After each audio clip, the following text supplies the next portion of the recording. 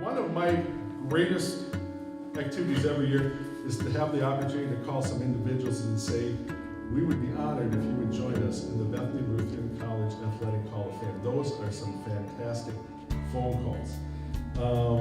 The first individual you see there is Dan Erdman.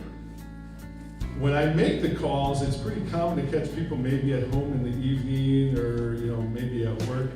This was not the case with Dan Erdman in either front. Part of the criteria about getting into the Bethany Lutheran Athletic Hall of Fame, certainly as an athlete or a coach, there's got to be some significant achievements in regards to your athletic credentials and your careers, but there's also another category and an aspect that we in the committee take pretty seriously, and I'm going to read it to you. While athletic achievement is of prime importance, outstanding accomplishments of the athlete as well as ongoing contributions in the community and church will also be factored. I caught Dan Erdman with this news when he was up with his students chaperoning a bunch of junior high boys at the Mall of America. And what makes the story even better, that earlier that day, it must have been some type of a trip for the students at Dan's school out in Cortland. Earlier that day, they were here touring Bethany. And that speaks volumes to me. That's why Dan Erdman is going into the Hall of Fame. Let's hear more about Dan Erdman, and we'll bring up his coach, Ron Young.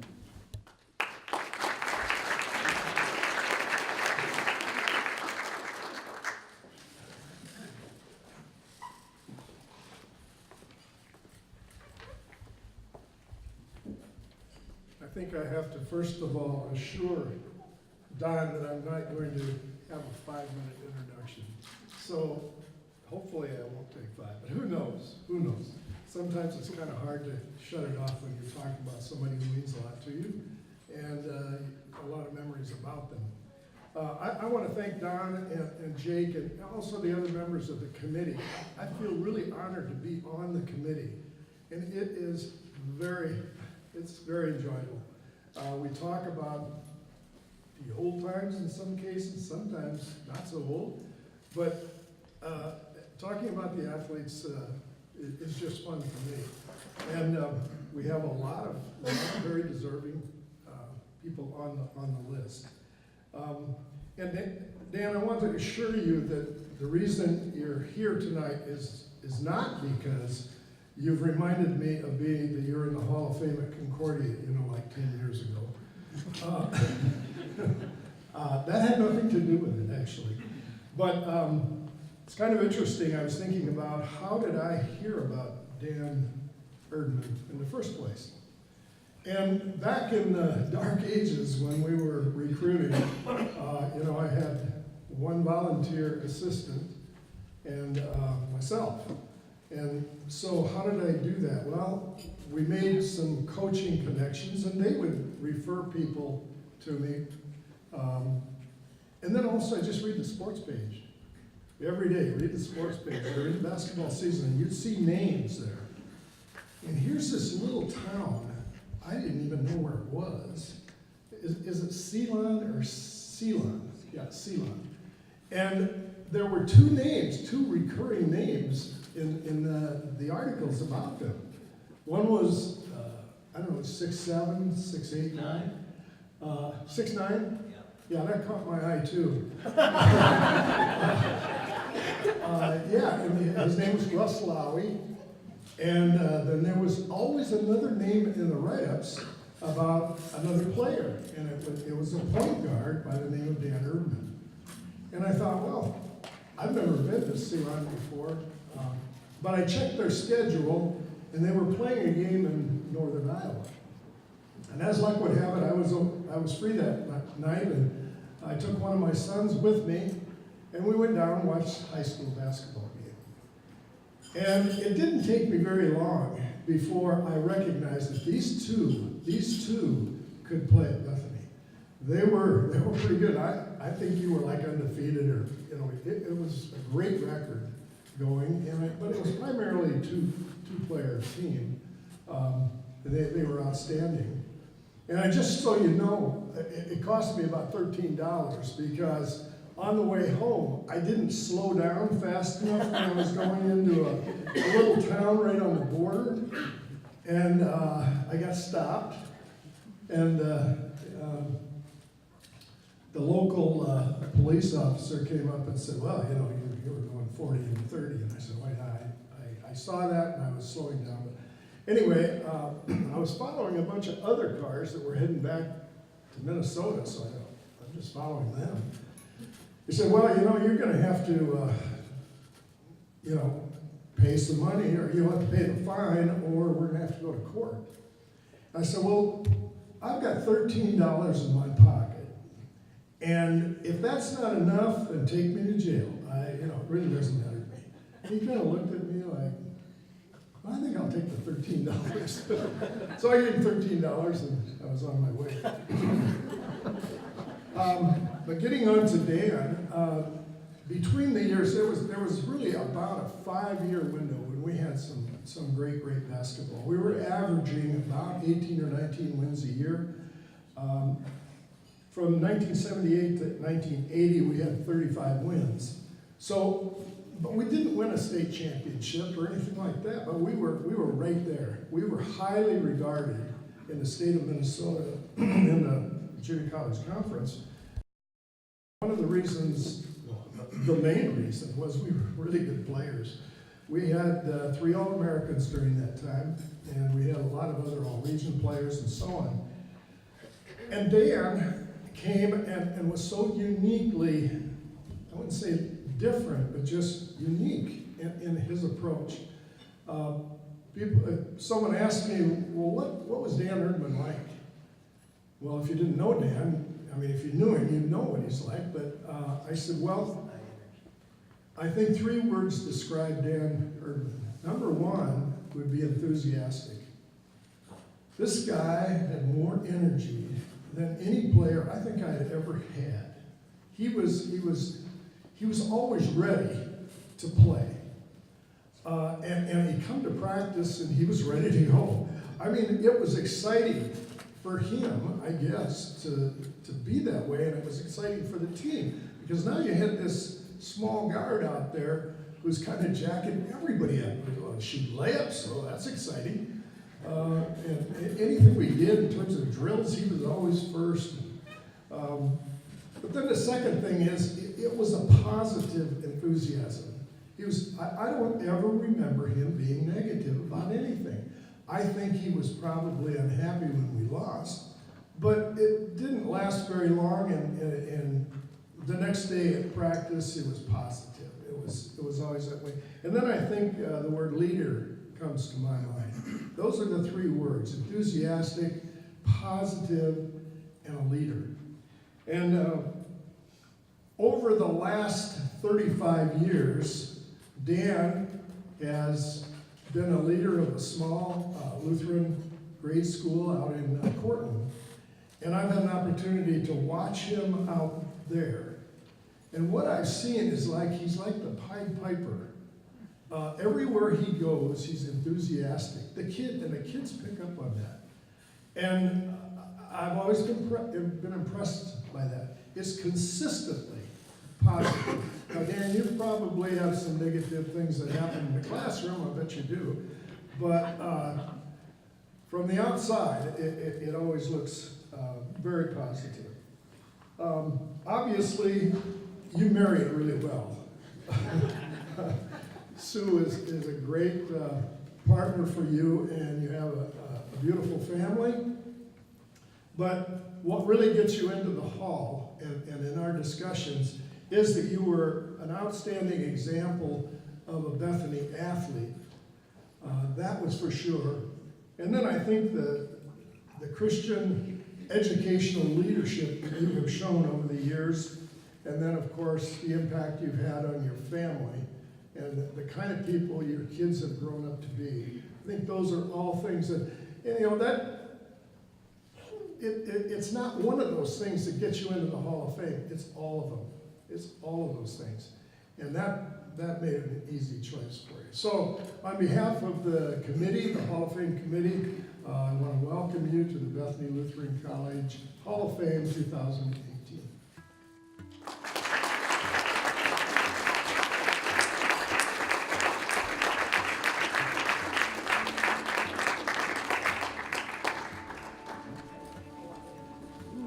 So I cost you $13. 13 bucks. Thank you.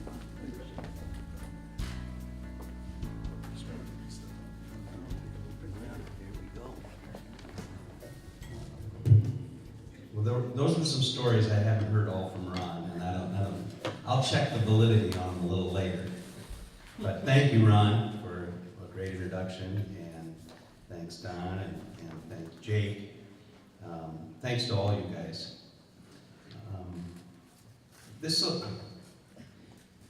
It's a great honor to be here tonight. A lot of people I've known that have been in here, and I'm very honored to accept this award tonight. I would also like to congratulate the other 5 inductees. The only one I really know is Jess and our daughter Molly. She had the pleasure of getting to play her freshman year of basketball with Jess. And my son, Nick, was just a little shaver then. We couldn't wait to go watch Jess play. We just called her the Beast. She was all over. She was fantastic. So a lot of fun to watch, so congratulations to all of you. As I sat down to think about what to talk about tonight, all I could think of was none of this would have been possible if it wasn't for my family and my friends and my teachers and my coaches, etc. in my life. You know, it wasn't about me. I'd like to thank my mom, who's in the back there, and who is here tonight, and my dad, who is up in heaven. And if you know anything about my dad, I'm pretty sure right now he's probably playing the organ and probably directing a massive choir somewhere. So, thank you to you guys. I'd also like to thank my brothers and my sister. Some of them could make it, which was great. My brother Marty is here. My brother Lou is up in Vegas. My brother Sam is up in the cities. My brother Joel came up from down by Fairmont and brought my mom. And then my sister came down from the cities. So they all played key roles to my success in life. So thank you to all of you guys. I know it's a lot of thank you, but that's really all I can think of. What everybody else did for me, not what I did for anybody else. Also like to thank my wife Sue and Ron. When you say a keeper, you know what you're talking about, don't you? Yeah, very much. And all of our kids. Our oldest daughter is Amanda, and she's out in Denver, and she just got married this summer to Reed, and obviously it was a little long trip for them. And our daughter Molly, who graduated from Bethany, got to play all 4 years of basketball here. And she just got engaged, and she's going to be married to Corey. And they both live in different areas in Hawaii. So they're getting married this May, and we get to take a trip out to Hawaii again, which is awesome. And our youngest daughter is Courtney, who is married to Josh. We're so happy that they are here in Mankato. And they have given us our pride and our joy. She kind of had a little tough night tonight, but our first grandchild, and her name is Kobe Lee. So our Jeep, from my driveway to their house in Mankato, we don't even steer anymore. It just goes on its own. It's such a joy. So thank you, Coco. Yes, and then we have one son. His name is Nick. We got to go and watch the Beast play every Friday or Saturday. And he's married. He just got married to a Wisconsin gal named Kaylee. And he went to Bethany for his first year, and then he transferred to Concordia Mech 1, and now he's finishing out his schooling to be a high school math teacher. So, like Ron stated too, I thank the Lord for the great family he has given me. It's been awesome. I would also like to thank my teammates from those 2 great years I spent at Bethany. Thanks to Joel Darget and Lyle Jones, and my fantasy partner football teammate, Maddie Custer. Thank you guys and all the ladies for coming to this. That's awesome. Back at those 2 years, and Ron kind of picked up on it, I realized, Joel could dunk, Lyle could dunk, I could maybe hit the net, you know. So those guys contributed a lot to the team. But when I think back on those 2 years, I just realized how lucky we were. We had two unbelievable athletes, one on each team. They were Hall of Famers and went on to achieve greatness. Gotcha. My freshman year, we were blessed with one of the greatest scorers I've ever seen in my life, ever. And everybody knows Mark Woodsy. I mean, almost, the guy's phenomenal. Every game, double, triple team, it didn't matter. The guy could score. I mean, if it was a close game, everybody knew the ball was going to go to him. Ron called the timeout, said, give the ball to Woodsy. And that was our key to success. I mean, everybody else chipped in too, but he was awesome. So I think he averaged about 30 points a game, somewhere in there, 29, 30. And my sophomore year, that's Lyle and I, got chosen to be the captains, which was great. We had a player that came in as a freshman, and his name was Anthony Bias. Unbelievable. He was by far the best all-around athlete I've ever played with. He could do it all. He could shoot, he could pass, he could rebound, dribble, he did it all. He didn't like to do a lot of talking. He let his actions do the talking. But what a fun 2 years that was at Bethany. So, thanks to all my teammates for being a big part of that, of my life. I would also like to just talk a little bit about my parents, my mom and dad. They came to all of our games, and I know that probably for some of us older ones, you know, that's just the way it was. As I coach now, we find out that parents have to work, or they're divorced, or whatever, and a lot of times they don't all come to their kids' games, and they came to every one of ours. And they traveled all over the country to watch us play in different sports, all different, whether it was basketball or soccer or baseball. But they were really, really there for us, and I don't really remember them ever missing a game, any of our games. I guess maybe we went to college and we went way out of town, but they were always there, rock solid. That's some special parents. Our dad, he was our grade school principal. He was our teacher, he was our coach. And man, did he have a lot of fire in life. And he was the greatest role model that a son or daughter could ever ask for. He taught me so many lessons that I still use every day. He's the one reason I went to college and became a Lutheran school teacher and coach. Our family is so blessed to have loving parents who supported all of us. So thank you, Mom and Dad. Thank you. I grew up with 4 brothers, and that was a wild ride, let me tell you, to say the least. Whatever season it was, that was the season we were playing. You know, if it was basketball season, well, then we took it down to the basement, and we had a little room that had a cement floor, and it had about a wooden cellar door. And we would take the Folgers, couldn't wait till they got done drinking the Folgers coffee, because we would take, the top was already out, we'd take the bottom out and nail that up to the top of the door, and that was our basket. So, not very big, so we couldn't use a very big ball. The ball we used was a baseball. Now, if you know anything about trying to dribble a baseball on cement, it doesn't work that good. But that's how we became good dribblers. You had to dribble hard, and you had to dribble low. And of course, Joel would know there was a lot of fouling that went on. Yes, exactly. So you had to be out the best of your game. So, and it was always the Celtics versus the Lakers. And I know my brother Marty can remember that. Yes, he can. And I know he can remember that because Marty was the oldest, and for some odd reason, he was the guy who got to choose the teams every time. So there was 4 of us brothers that were all about in a row. And the way it would go in the pecking order, Marty was first oldest, so it was him, and then the 3rd oldest, Lou, my brother Lou. And then it was me and my brother Sam, who was the 4th oldest. So you think about that. The 1st oldest should beat the 2nd oldest, and the 3rd oldest should beat the 4th oldest. We lost every time. But Marty was our leader, so I guess it made us better losers. Maybe that's what it was. So, my little brother Joel, who is wearing the same shirt that I never even talked to him today. He's wearing the exact same shirt I am in a Garcia tie. I don't know how that happened, but it did. Anyhow, he's 10 years younger than I am. So he was kind of a little shaper when we were already off and going to college, all the brothers were.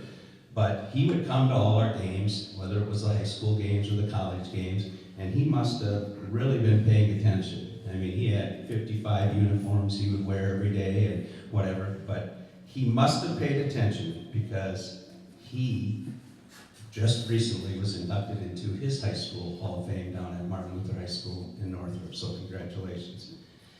And then there was our awesome sister, Kim. Kim, a little wave for us, yes. She has traveled all over to come to all of our games and wouldn't miss any of them. And she was just the biggest fan.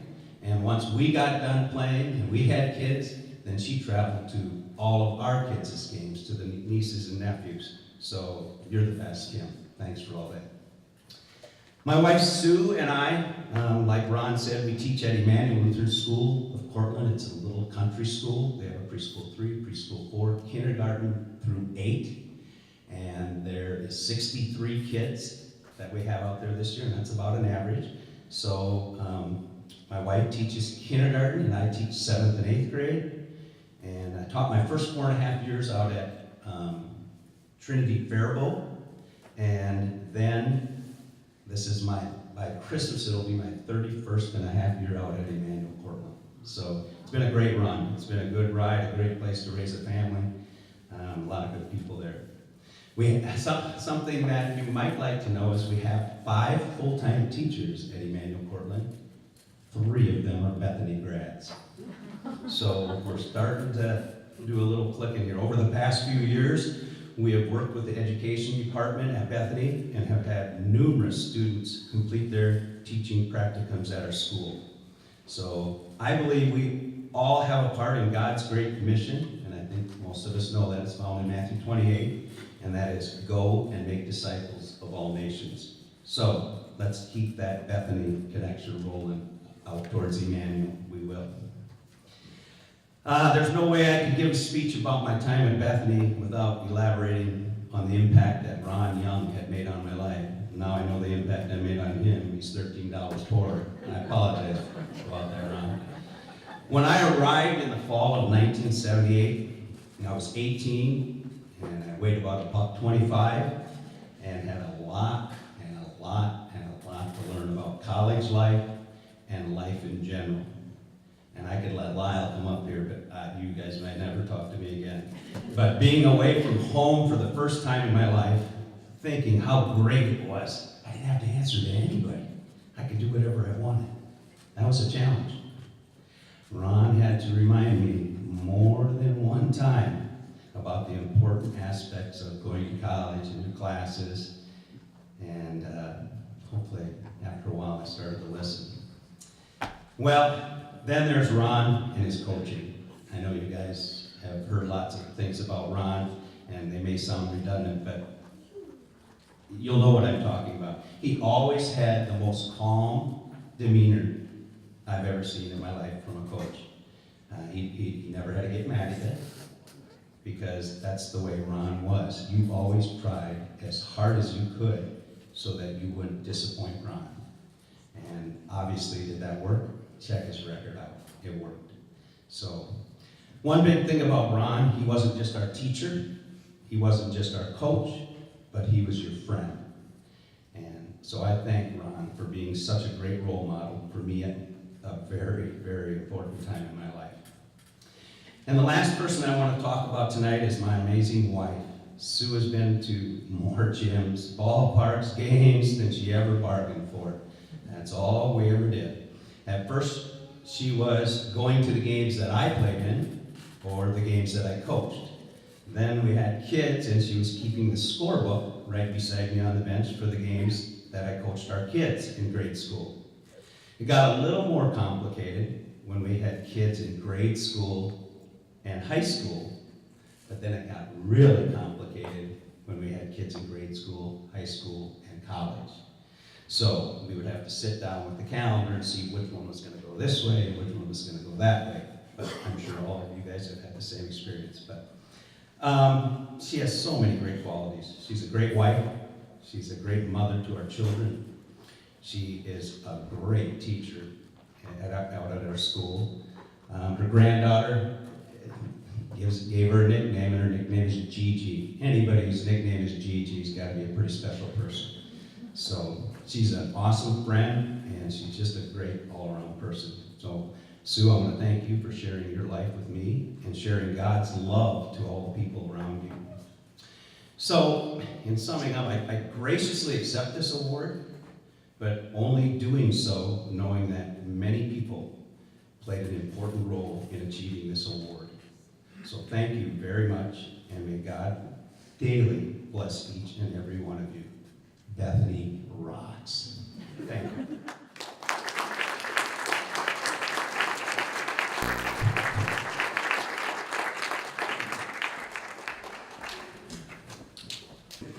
They're a duo, and to be honest with you, girls, we wouldn't have it any other way. You came in as a duo, you're going into the Hall of Fame tonight as a duo. It was the way it was meant to be. And by the time you guys left Bethany, people might not have recognized you or known you. Certainly around the state of Minnesota they did, because you guys in high school, I think, at least won one state championship, not a couple. But maybe not a lot of people around the state, certainly not around the region. By the time you left, they knew about you, and they knew about Bethany nationally. Because we've had a lot of people come through here over the years in the Hall of Fame, but for 2 years to finish 4th and 3rd in the country because of you and your teammates and the attributes and the skill that you guys showed is truly amazing. So when we decided, it's like, okay, it's time for Maria and Marcia to go, and it's like, well, are they going to go in separately? We kind of left up to you, but we all internally knew it was going to be a duo. I, at one time here at Bethany, I've been here now, this is my 26th year, I was in the admissions office for many, many years. And I had a background in athletics, and so I think to some degree a lot of the coaches, when they would bring students in for tours and visits, they would kind of work with me, and I have this knack of knowing like outstate Minnesota nicknames and things like that. Sometimes the coaches come in and they're a little more subtle about who they're bringing in for a visit, and then every now and then you can tell when the coach comes in, there's an excitement, there's an exuberance in their voice. And one day Lynette walks into my office, and she goes, Big Don, we got to get these 2 girls. These are difference makers. And Lynette, that might have been one of the biggest understatements you ever made to me, because they came here and they were difference makers. And that was a good visit. I honestly, to this day, remember the day you 2 came in with your mom on tour. And it was a great day, and I knew we were on the cusp of something very special. And so thank you for allowing me to be a little bit a part of that transition here to Bethany. But to find out more about that transition is the coach who brought them here and coached them their first year, Lynette Bernardi.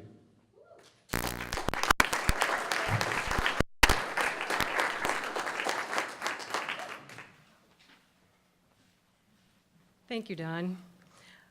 First, let me start by congratulating each of the 2018 Hall of Fame inductees. It is a true privilege to be a part of this special occasion, as you are honored for your contributions to Bethany athletics. I'm especially fortunate to be able to share in the Hall of Fame induction of one of my Bethany classmates. Dan, congratulations. 40 years ago, we walked onto this campus to get a college education and play basketball. Today, you're coaching and sharing that enthusiasm with my grandson, Ed Emanuel, and for that, I am very grateful. Tonight, I have the distinct honor of introducing not one, but 2 extraordinary young women that I had the privilege to coach some 16 years ago, Marcia and Maria. It's hard to believe it's been that long since I rushed out of practice, jumped into a Bethany car, headed for Tracy, Minnesota, to watch a set of twins play volleyball. I walked into a packed gym, found a little corner in the visitor section, and the game started. After watching a couple rotations, I realized that my jaw had dropped. My mouth was hanging open, and that I best close it before someone noticed. I realized very early on in that game that these 2 girls could flat out play. Marcia, a setter, and Maria, an outside hitter, were exceptionally skilled players and tenacious competitors. The next day, Don kind of stole my thunder. The next day, I got to Don's office as soon as I could. I said, Don, I went and watched the Ankrum twins play last night. There might have been a little bit of excitement in my voice. I'm telling you, Don, these girls can play. If they come to Bethany, I honestly believe we have a shot at making the national tournament.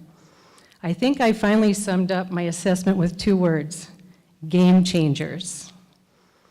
You have to understand, Tracy Milroy was a volleyball powerhouse.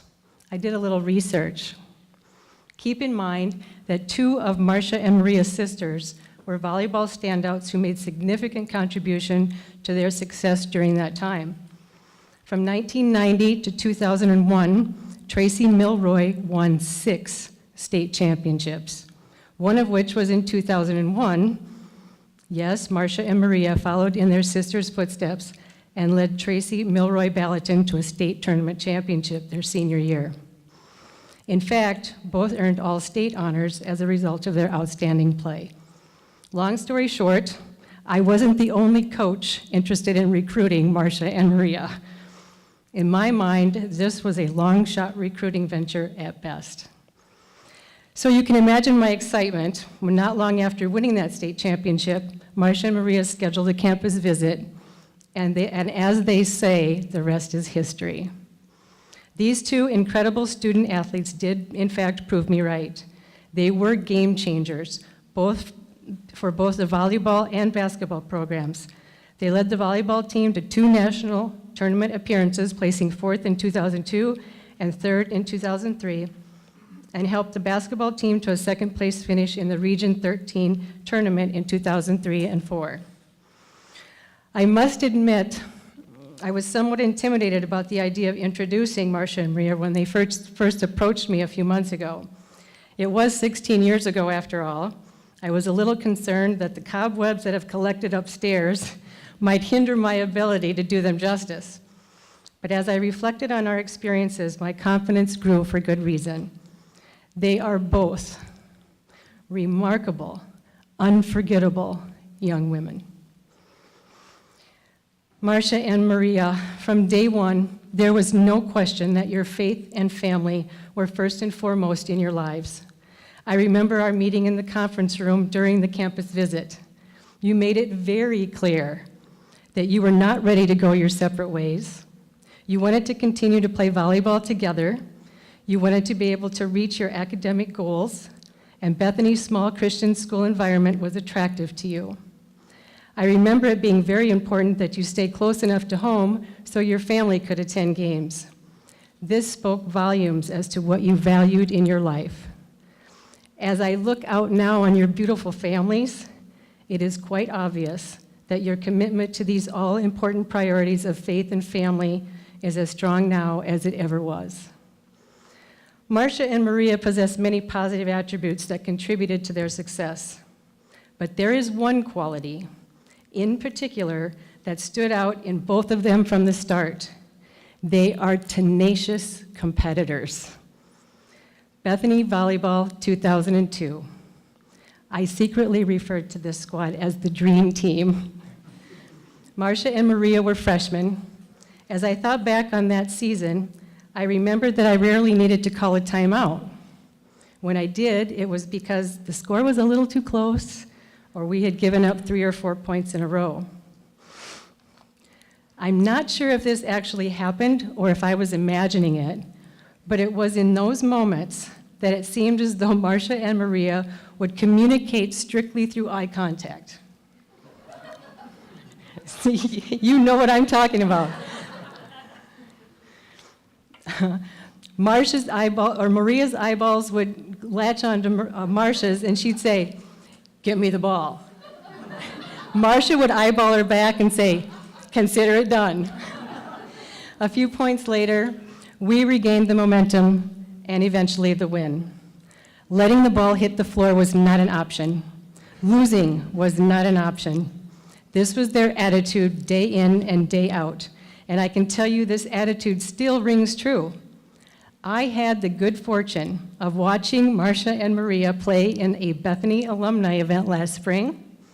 I'm here to tell you, they can still flat out play. 16 years later, and we're still not letting the ball hit the floor. Game changers. Marcia and Maria, you definitely did prove to be game changers, but you did not get there alone. First, a big thank you to your sisters for not taking it easy on you in the gym when you were developing your skill and learning the game.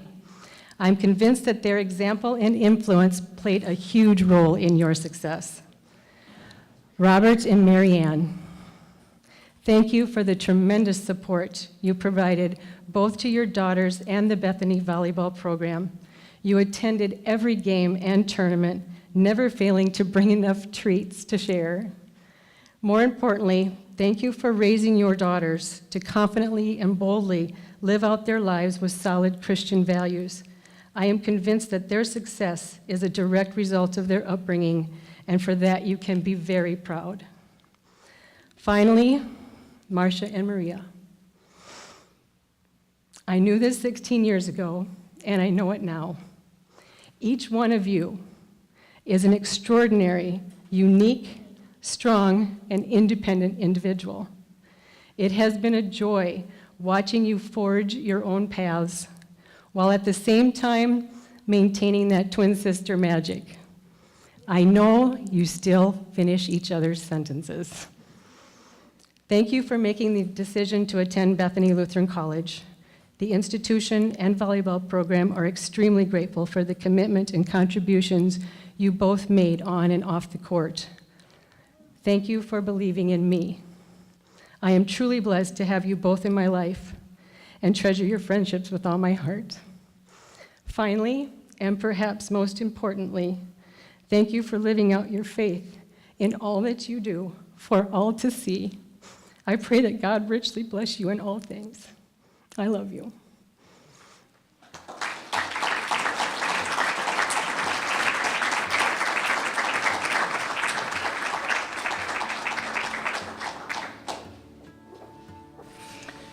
Wow.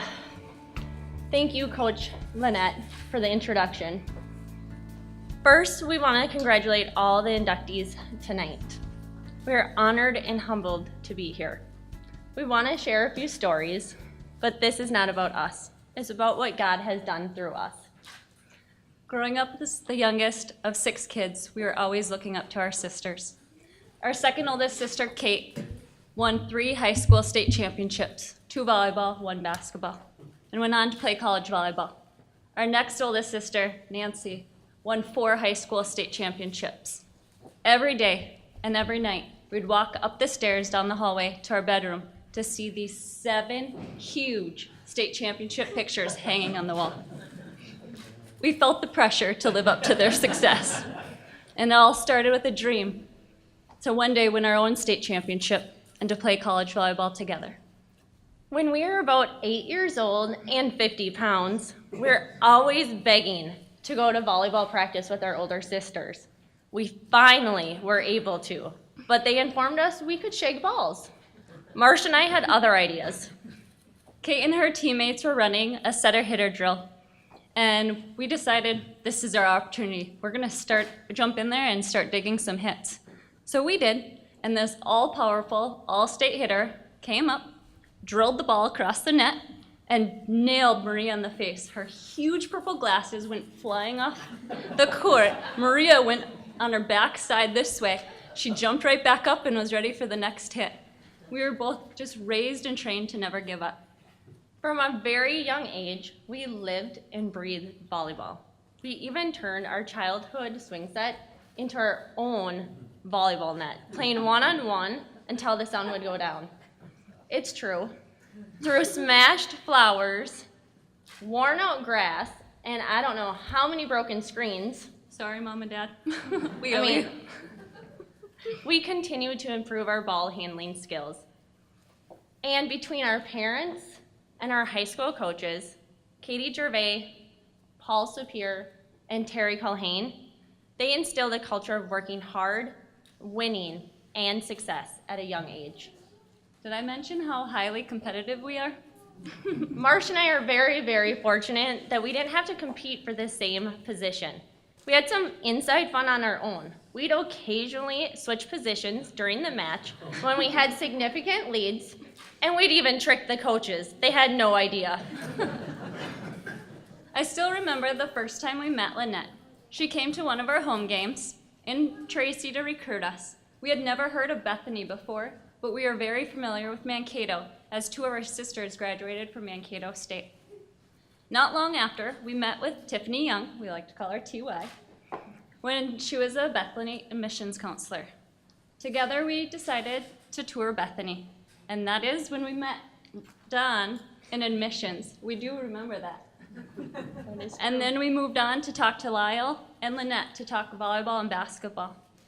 We were told we could play together and make a huge impact right away in both sports. This was the turning point for Marcia and I. Finishing our high school career, we did go on to win a volleyball state championship, a dream come true, and we looked forward to becoming a Bethany Viking. Our freshman year started, volleyball was going well, and let's just remember, two-a-day practices with Lynette's infectious smile looking at us during those dreadful stations. Who could forget those, right? But it wasn't much longer after. I found my way over into the guys' dorm. You know, you gotta drop your ID off. And this guy with this heavy accent named Ramon came up behind me. And he goes, "I'll race you to the top." Apparently, he didn't realize how competitive I was either. That moment changed my life. Soon we started dating, and I'm forever grateful for meeting my husband Ramon here at Bethany. And just for the record, I did beat him to the top of the 4 flights. Bethany was a great fit for us, coming from a small town. It was great getting to know everyone on campus.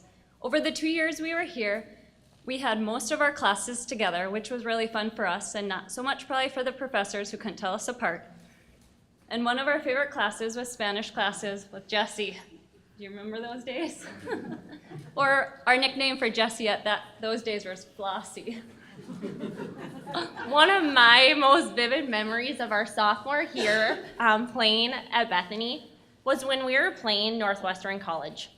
Now we have to remember this is the final year of junior college, and it was in the transition of becoming a 4-year college and joining the UMAC conference. Northwestern was the best in the conference for volleyball and still is to this day. We were down 2-0. Mind you, we were playing freshmen and sophomores against juniors and seniors. Our team rallied, and we really showed perseverance. We came back and won that match 3-2. Our team was resilient. We were so excited to make it to the national tournament both years that we were here. We had awesome support from our parents making the long drive with our 80-year-old grandma to Toledo, Ohio, including our sister from Arizona and her husband, Kate, joining us there to cheer us on. In 2002, we took 4th place at nationals, and after taking 3rd place in 2003, Maria, Kelsey Woodsnord, Lisa Overholzer, and I bawled, knowing that would be the last time we'd play together.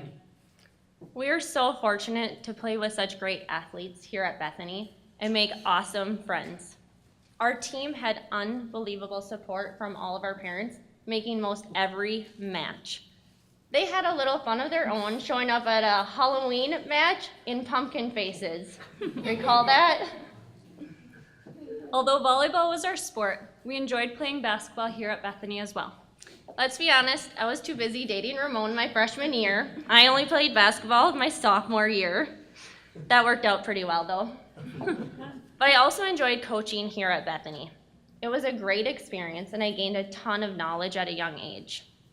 I just want to thank the coaches for all the dedication, as it doesn't go unnoticed. All the long hours you put in, the sacrifices you make to build a program, provides lifelong skills to student athletes. First, we want to thank our family and friends. We are so blessed to have you here with us to celebrate. Your unconditional love and unmeasurable support over the years has been nothing short of amazing. Mom and Dad, thank you for investing in us, raising us well, and all the sacrifices you have made for us. We truly are grateful for you to be our parents. And to all of our siblings, as we have 6 total.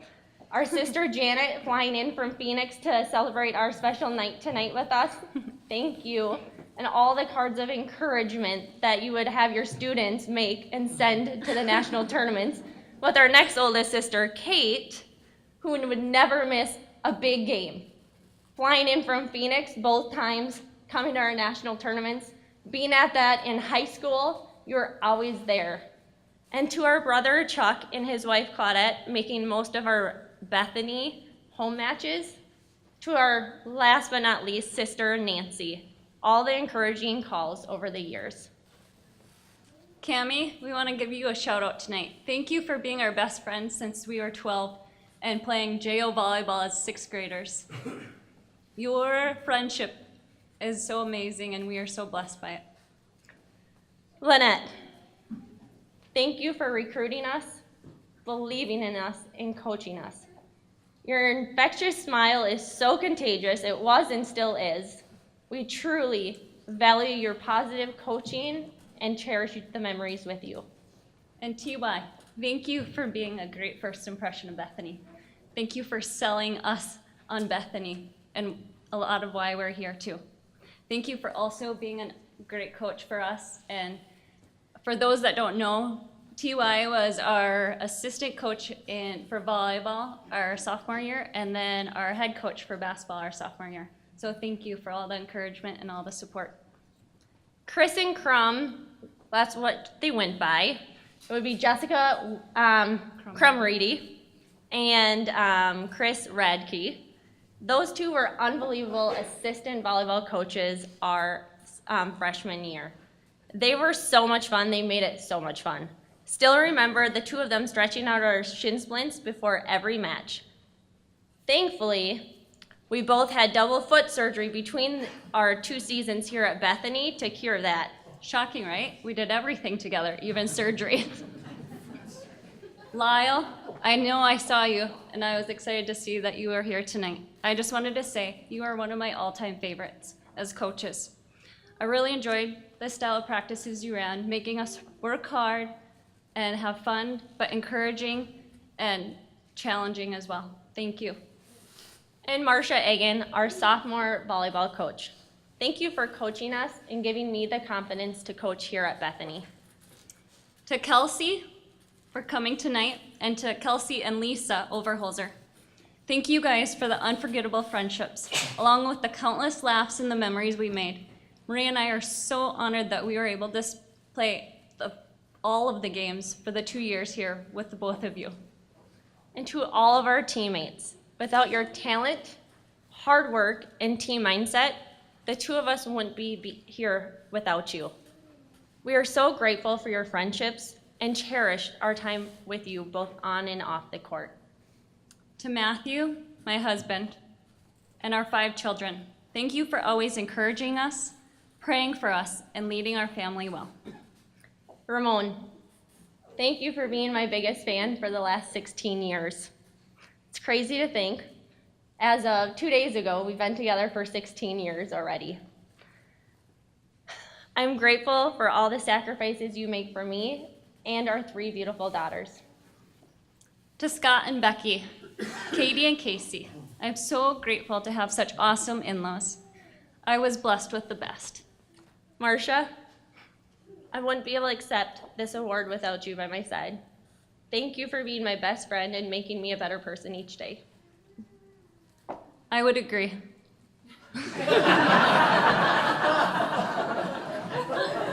I was going to say ditto, but that sounds funny. To Bethany College administration, faculty, staff, coaches, to the Hall of Fame committee, we are so grateful for the impact that Bethany has had on us and the experience that we had here. You've all been an extension of our family to us, and we're so thankful for each and every one of you. We are proud to be Bethany alumni, and we continue to enjoy coming back to campus with our own volleyball team of kids. Setting goals and dreams have always been a big part of our lives. We continue to teach our kids to set goals and to dream big, but knowing Jesus as their Lord and Savior is the ultimate goal. We are so honored and humbled to be a part of this recognition, but most importantly, we are thankful for the gifts and the talents that God has given us. We give him all the praise and glory. Thank you.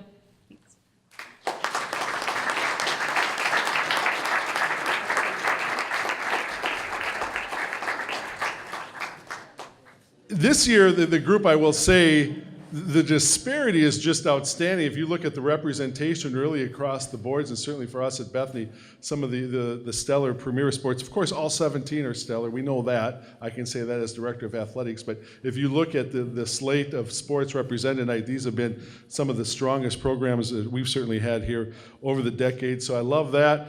The other thing that's really cool for me tonight is the first time as director of athletics, I get to introduce someone who I went to school with here at Bethany. This guy was my classmate. This guy and I had American Lit classes 3 days a week with Arlene Tigan at 8 in the morning. And Dave, I swear, you and I were the only males in the room studying Hawthorne and all that kind of stuff. But, you know, we were there nonetheless. There were probably about 10 gals in the room. We hung in there with him. We were fine. And you showing your side, you showing your light brightly in that room. But where you really excelled at Bethany was out on the soccer pitch.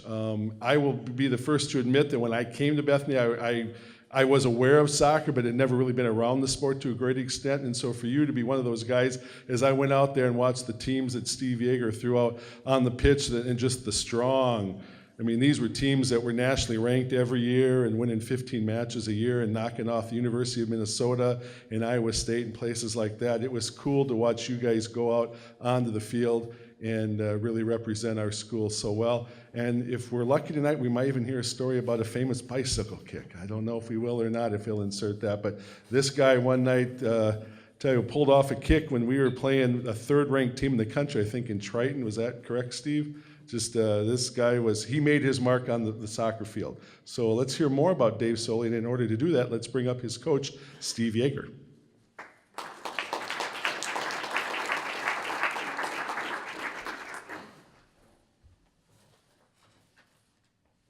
I have to move this down. Art, no comment. Thank you. Well, good evening. And it's certainly my pleasure and privilege to introduce Dave Soley into the Hall of Fame. If you look at your program, you'll see that Dave excelled not only as MVP, but the highest leading scorer of the teams both in 1985 and in 1986. And then went on to play Division I soccer at the University of Wisconsin-Milwaukee. But Dave played on two teams that also excelled. In 2 years, the team combined records were 27, 10, and 5.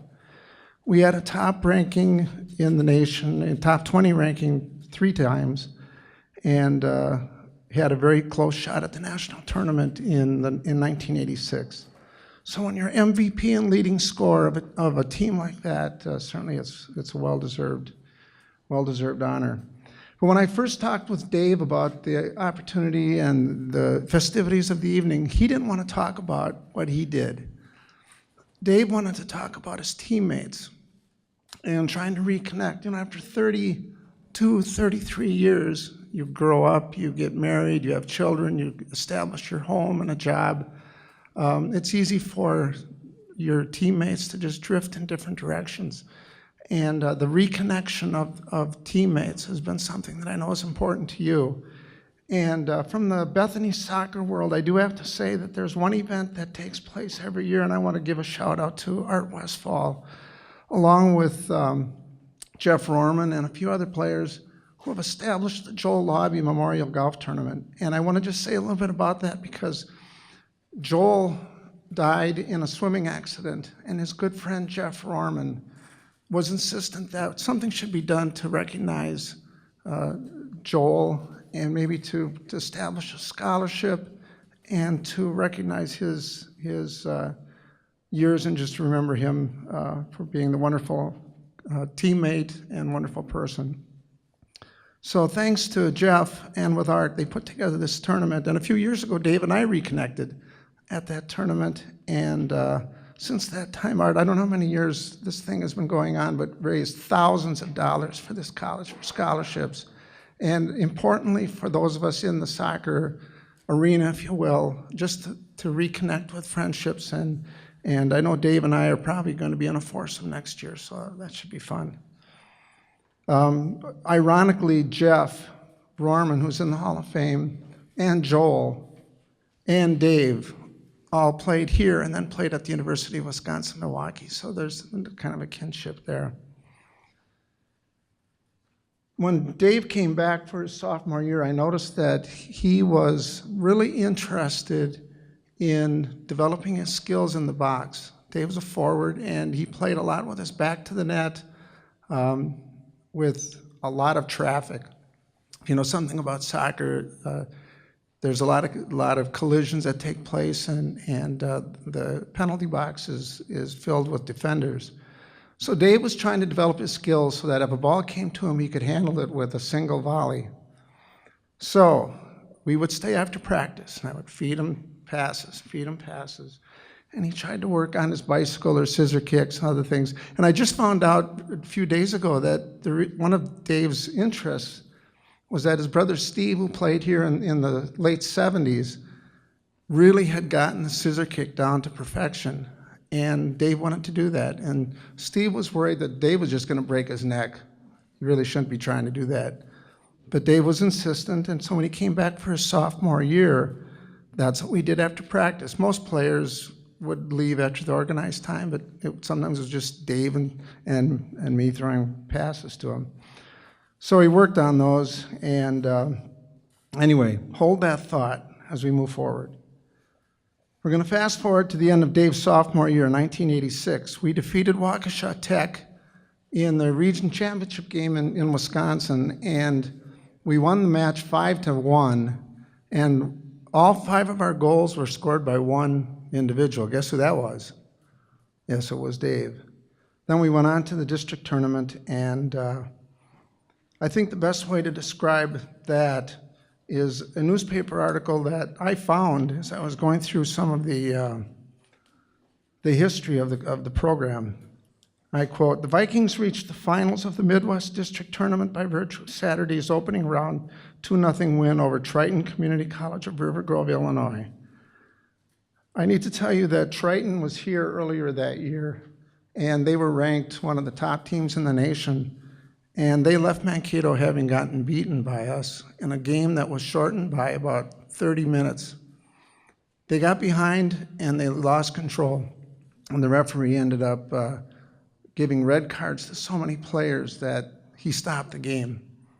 And this team was obviously, it was just a bad situation. I'd have to say, though, that none of our players got even a yellow card. I was always very proud of them for that. But Triton was ready for us. They shouted out to us that wait till you get to Chicago, because we thought we'd have that match with Triton. So 2-0 win over Triton. BOC scored the first goal at 31:30 when Mark Boker, one of our midfielders, sent a pass to Dave Soley, who found the corner. In the second half at 45:58, so just 4 or 5 minutes into the second half, it was Soley again. This time, he took a pass from Trevor Vellen and scored on a picture-perfect overhead scissor kick. Does hard work pay off? It was unbelievable. And I can still see their goalie with his heels on the line.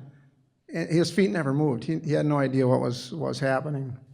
And Dave scored that goal. And Triton simply just, it seemed like they gave up. Their heads went down, and that was the end for them, and fortunately, we got that victory. We had a little more difficult time the next day against number 3 team in the nation, and our chances for a national tournament were dashed. But certainly the hard work did pay off, and by the way, that game, there was quite a few people that attended that game, and one of the spectators was a man by the name of Bob Gansler. Bob was the coach at UW-Milwaukee. So if you read in your program that Dave got a full ride to UW-Milwaukee, the timing was very good. And he got to see Dave at his best. And turned out that Bob Gansler went on then to coach the U.S. Nationals team midway through Dave's experience at UW. So Dave, congratulations. You not only are a stellar athlete, you were a tremendous citizen on our campus, somebody that I could always be proud of as a member of the Bethany soccer program, someone that I think had the respect of everybody on this campus, and especially your teammates who elected you MVP 2 years in a row. Please help me welcome to the Hall of Fame, Dave Soley.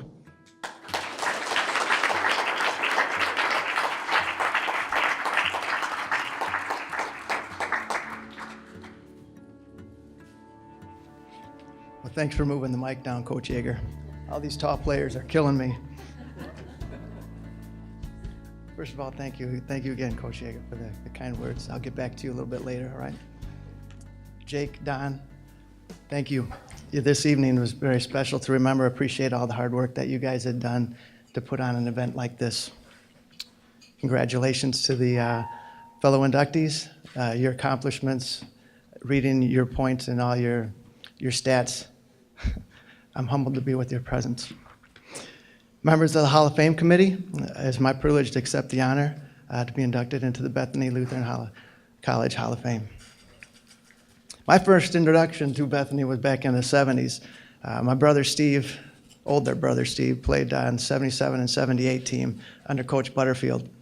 I'd love coming down here with my parents. We'd get here early to the game, and I'd go out behind the net and start shagging the balls because a lot of his players couldn't hit the net. Not sure if my brother was one of those, but anyway. So I loved doing that and getting some out of that, but when it came to halftime, I figured I'd go out there and shoot bombs from 25, 30 yards out just to see the net go back, because back when I was a kid, we only had metal nets. So when I got down to Bethany, I could see the nylon kind of go back up. But the real important part of that was I was hoping I could get the attention of Coach Butterfield. I was only in 5th or 6th grade, but I was hoping he was looking so I could come down here and play for him. I have many fond memories of Bethany. My experience, what stands out most to me are the coaches, the professors, and the administrative staff. They just impacted me so much, and their love of Christ just kind of flowed into my life. Just to mention a few, obviously Ron Young. We had a couple conversations. I remember one sit down that you had with me to get my act together in academics, but it brought me at least through to graduate. Art Westfall, love seeing you. I don't know if it was on the campus at the time where you told me about baseball and why didn't I come out and play baseball for you, but I never had coaches back then that was actually personable. So you and Ron, I just thank you for your personability and what you meant into my life. Cynthia Weberg, she was one of the chemistry teachers, which I did not excel in chemistry like Jeff Rorman did. But he would always come out to the games, or she would always come out to the games, and you could just see her just wanting to just soak that up and take that up, and just seeing her there was just another reason to play as hard as I could. The Reverend Richard Weekman, very down-to-earth, very, very God-honoring man. But when he was out on the pitch, I remember there was one game where I'd score a goal, and he said, well, if any soccer player that's good enough, he could score 2 goals if he can score 1. Well, that kind of went on until the 5th goal, but it was a little bit embarrassing, but I didn't want to let him down. But Don, a student classmate, just very kind to me when I was here at Bethany. Just so personable, and obviously Big Don, I guess he gets the name somehow. But just always smiling, and just that really had an impact and made me feel welcomed here. I know Bethany has been so blessed because of your hard work here and all the roles that you've provided here, and now the athletic director. I'd like to acknowledge my parents, Ted and Dee. They're here on their special night celebrating 61 years of marriage.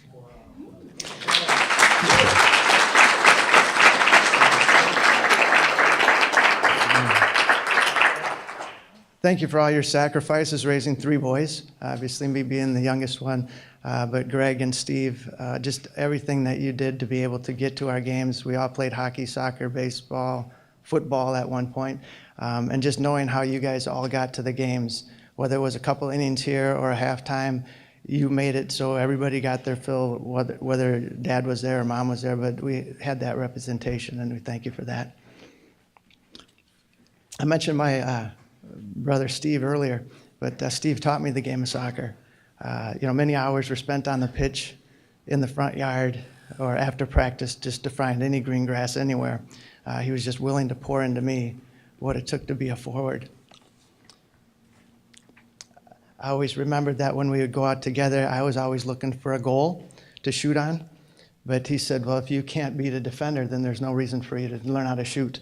So I guess we had to continue to work on trying to beat an offender somehow. So all the days of working on the step overs, the left and the right, something I had no idea how to do. I thank you for that. I remember the summer nights. I think some of my thunder is stolen, but the summer nights we spent before my sophomore year here, you would go out after work and you would be willing to invest time with me, especially with trying to learn how to hit the volley and the bicycle kick. I know you weren't very confident that that was ever going to come true, but I'm glad it happened. But to my sister-in-law, Jeannie, just your whole family's been successful in the coaching world and then playing the soccer professionally. Just having you there and to encourage me and you and Steve together just were so dedicated for me and going to the matches. I thank you for that. And I also appreciate when Steve would give me the sermons. He's not quite a pastor, but he gave me a lot of sermons that it took me a while to learn, but I needed those 60 minutes to understand what you were saying because I didn't get things very easily. But I appreciate you, Jeannie, for cutting the sermons down to at least 60 minutes. That's very kind of you. But I do thank you both. Thank you. To my wife, Leslie, 25 years of marriage that we celebrated in May. Didn't know you were where we're going to be now, but we're here. You went to Triton. Yeah, a little crazy. The Lord does have a sense of humor, doesn't he?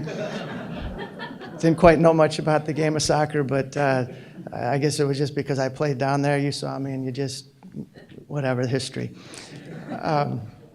But to my kids, Dylan, Isabella, Griffin, thank you for putting up with the stories. I think I've only have 2 stories, but I keep telling them over and over again, so I appreciate you picking on those, but thank you for coming tonight. Special guest from Chicago. I'm still a little floored. My small group guys made the trip. Joe, Brian, James, just where the Lord's been just leading the last several years, just having guys like that, but to actually have them come up from Chicago, unbeknownst to me. It's not really fair to be accountability partners when you don't tell the truth that you're coming.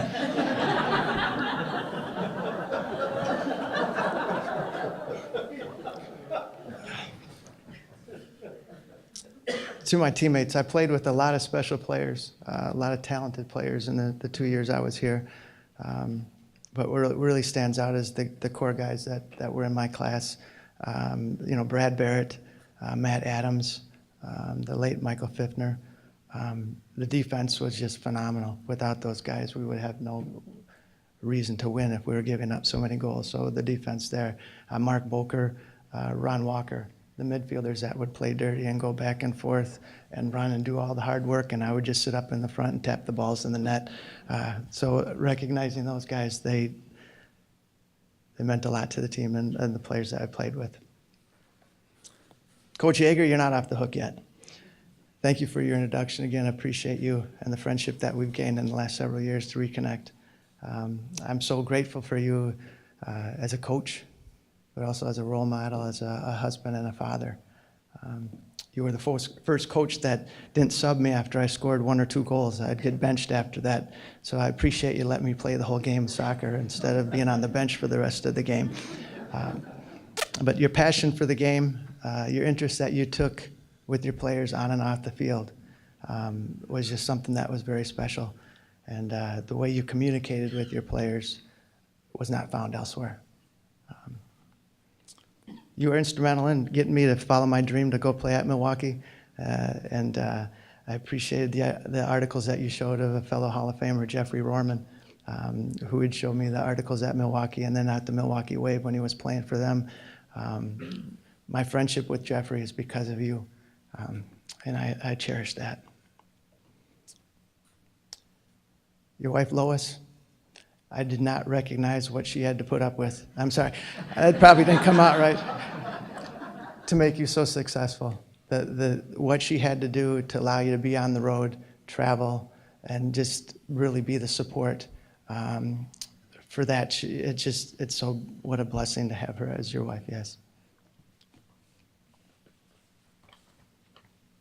Even though my playing career was not the same after leaving Bethany, I had 2 knee reconstructions in March of '87 and October the same year.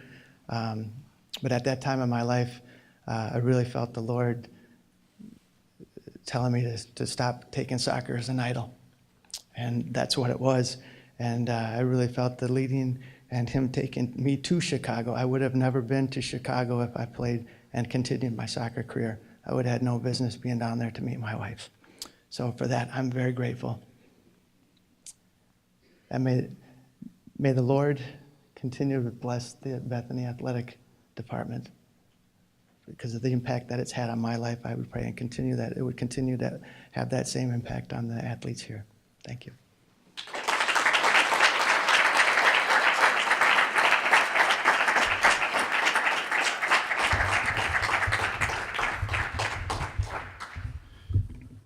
I had mentioned earlier that when I called Dan, I reached him as he was chaperoning a group up at the Mall of America after visiting Bethany. Dave, I think I caught you. You were at a trade show, and just so that his buddies and coworkers know and stuff like that, he said, "Can I call you back a little bit later? I'm working a trade show right now for the firm." So I appreciate the fact your loyalty stuck through very clearly that day. And as unique as those two stories are, the next inductee, I've never had to call anyone internationally. I think you were at Machu Picchu in Peru when you and I finally connected and had the phone call. I don't think that'll ever get topped. That is unbelievable. But that's nonetheless where I reached Jessica to let her know that she was part of or invited to become part of the Bethany Lutheran Athletic Hall of Fame. Anyone who's been around Bethany for even just a short time knows that there are a few names at Bethany that are just rich and synonymous with the history of this place. You're going to hear names like Matson, Harstead, Tigan, Molstead.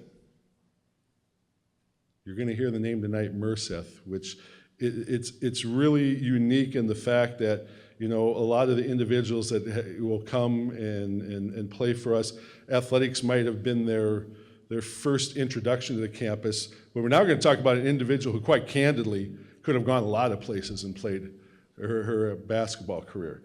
And the fact that, Jessica, you chose, because with your lineage, your mom and dad, and the connection you have with this place, that you chose Bethany to come and share with us your athletic skills and all the other gifts that you've been blessed with is a tremendous credit. And you know, if people don't recognize that name in Bethany's histories before tonight, they know it now. They know the name Merseth. So to talk more about the individual, Jessica Merseth, let's bring up her coach, Tiffany Young-Clarkson.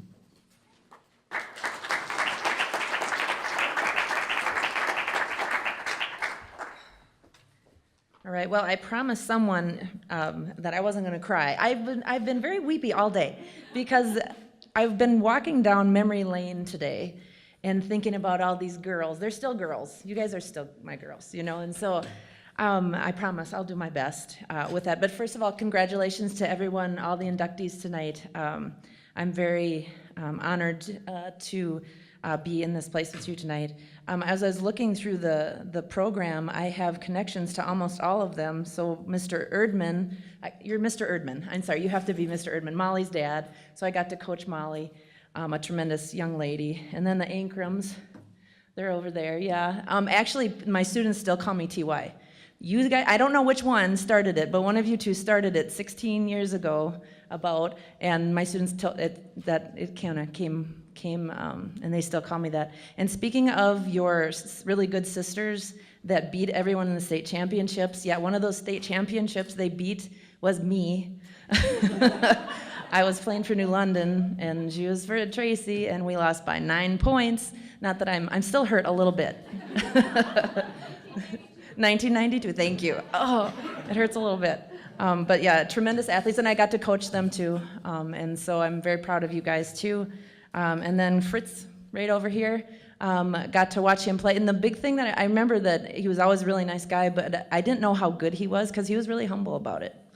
And because, oh yeah, Fritz, he's good. Yeah. And then I went to some games, I'm like, oh, yeah, he's pretty good. And so congratulations to you. And Mr. Solly, you're the only one that I didn't know, but from just hearing about you and hearing you speak, you're exactly the quality of Bethany athlete that I'm not surprised about at all. So congratulations to you. And last but not least, Miss Merseth, Jessie. First of all, congratulations. Like I said to you when you told me that you were going for the Hall of Fame, I said, well, it's just a matter of time. It's just a matter of time, and I'm not surprised at all. I was trying to think of all the things I was going to talk about, and 5 minutes, that's not a lot of time. I'm a teacher. I teach here, and I'm usually talking 50 minutes. I promise I won't talk 50 minutes, though. I'm not going to do that to you. But I was trying to think of all the things that Jessie had as a great athlete, and there was a lot. And what do all great athletes have in common? And of course, biggest thing, number one, is she got it done. You needed a score, she got it done. And her accomplishments, honestly, I would never be able to read all of them in 5 minutes. All-American, all-conference, all-defensive team, MVP, it goes on and on. There's no way I could go for 5 minutes with that, so I'm just gonna highlight a couple. And so for her, just talking about stats a little bit, she averaged a double-double every year she played. Averaged a double-double. 17, I think for her 4-year career, 17 rebounds, 17 points, 11 rebounds. Average. You always counted on it. You knew when Jessie was in there, she was gonna get it done. And she led not only in points and rebounds, but in steals. She was an all-defensive team several times too, and had tons of assists. So it wasn't just, it was all those different aspects that you knew that she would get it done, and she got it done. I remember another thing that I think great athletes have in common is that when we're playing tough teams, they bring it, and they get it done again. And I remember again, we played MSU. You remember that? Yeah, Ash is like, yeah. Speaking of that, she had one of her best games that night. And MSU Division II team, us with our, we were pretty young still, with these tremendous athletes. I got to call you out too because, Ashley and Casey here too, and Kelsey Woods Nord, I think, was in here too. I'm getting old. I'm knowing all these people. But she scored 31 points. Boom. And so the great athlete thing, she would step up in tough situations. Another thing that great athletes have in common is that in practice, she was just as feisty and intense in practice, and she worked really hard in practice just like she did in games. And you didn't really have to push her, she just pushed herself. I remember one crazy agreement I had with her, and I don't know why I agreed, but we had this thing where we would do free throws. You guys remember free throws? And if we did 70% as a team, then you didn't have to run as much, and those kind of things, trying to get a game like. And they did that, but we had an agreement. I don't know if you remember, if you got 10 for 10, I would run the 16 in a minute. Why did I agree to that? I don't know. I think part of it was because she got fouled a lot, because she would have this amazing way to weave. Do you guys? It was really kind of ballet in basketball, and she'd get fouled a lot. Plus, I think she got fouled a lot because that was the only way they could stop her from scoring. So she got fouled a lot, and we wanted free throws. Well, anyway, of course, she did get it, and I did do it with, I think, Coach Jen. Do you guys remember this? And that was my last 16 I ever ran again in my life. So. But she made it in a minute. I did. She made it in a minute. Yeah, and then I passed out. But yeah, she did it. She got it done in games as well. Another thing, she had some challenges with her ankle, and a lot of the things, and she never complained. She just was like, well, I have this, and I'm just going to give it 100%, and she did. And so great athletes also have that in common, where hardships don't keep them down. They make them better, and they bring out the competitive spirit in them, and it did with her. Another thing with her that I remember, as actually she wasn't always an international traveler, because you two were on a study abroad trip, just study abroad, and you came back for basketball. And your first game back was in Texas. Do you remember that? The tournament, and we were down, and they hadn't been able to practice with us a lot, but they came in ready to do whatever they needed to do, and we were down, and I threw in, we had Eva and Leslie, so we had a 6'2", 5'11", and Jess is like, just put me in wherever you need me. And so I was like, you're gonna play a 3, and she's like, okay, and she did, and we put in a new offense, a triangle, in the game, and we won the tournament. And so I always remember that she was willing to just do whatever we needed to be done because she had that competitive spirit. Another thing that she has that I think all great athletes have together is that she had a pure love of the game. And I see that with all the people, the inductees, and all these faces in the crowd, that she had that love of the game. And one scene that flashed in my head as soon as I was trying to think of each player, I have like a scene, and it was at a Northwestern game. And it was there, and we needed to win, and, well, we need to win every game, but we needed it for playoffs. And there was a loose ball, and I think we were in foul trouble, and we needed the ball. And she dove. I can still see it right across the floor, grabbed it, and was like, timeout. And it was right at the end, and we won, because they were trying to foul us. I mean, that kind of intensity and love of the game. And she always had a pure love of the game with her. And but the one thing that she had that was a little different, that made her a great athlete, was that she was and is a trailblazer. And I remember, because we were just talking about this, my first freshman, sophomore, junior, senior, my first player all the way through, and she also was the player that went from the 2-year to the 4-year transition. Her and Fonzie, remember? Yeah. And it was hard. I mean, it was a tough transition. And she was the first one that went through, and I always remember that she was such a trailblazer to do that.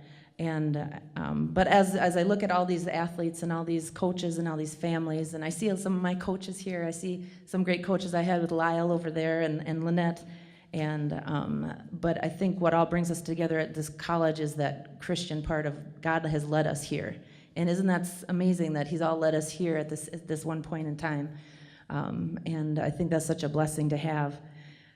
So speaking of trailblazers, I remember I gave you a plaque when you graduated, and I bought one too for myself. I always know it's a good present because I want to buy one for myself too, and so I did. But it said on it, it was a quote by Ralph Waldo Emerson, and it said, "Do not go where the path may lead.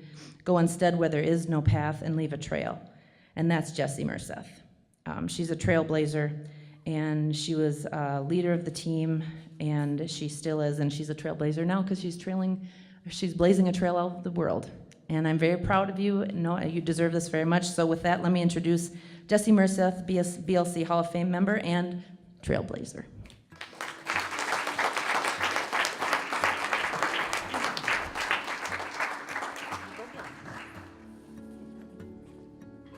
I'll put this up.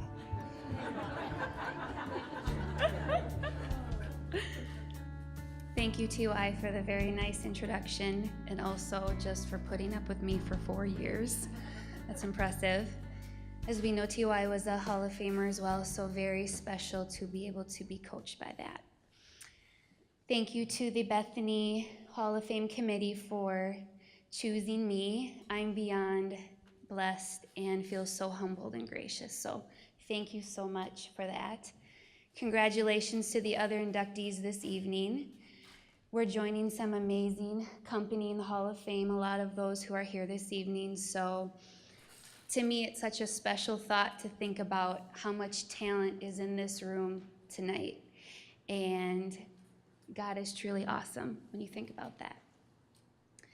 There is an author by the name of Aaron, and he has made a lot of different books on happiness, and one named The Happiness Advantage.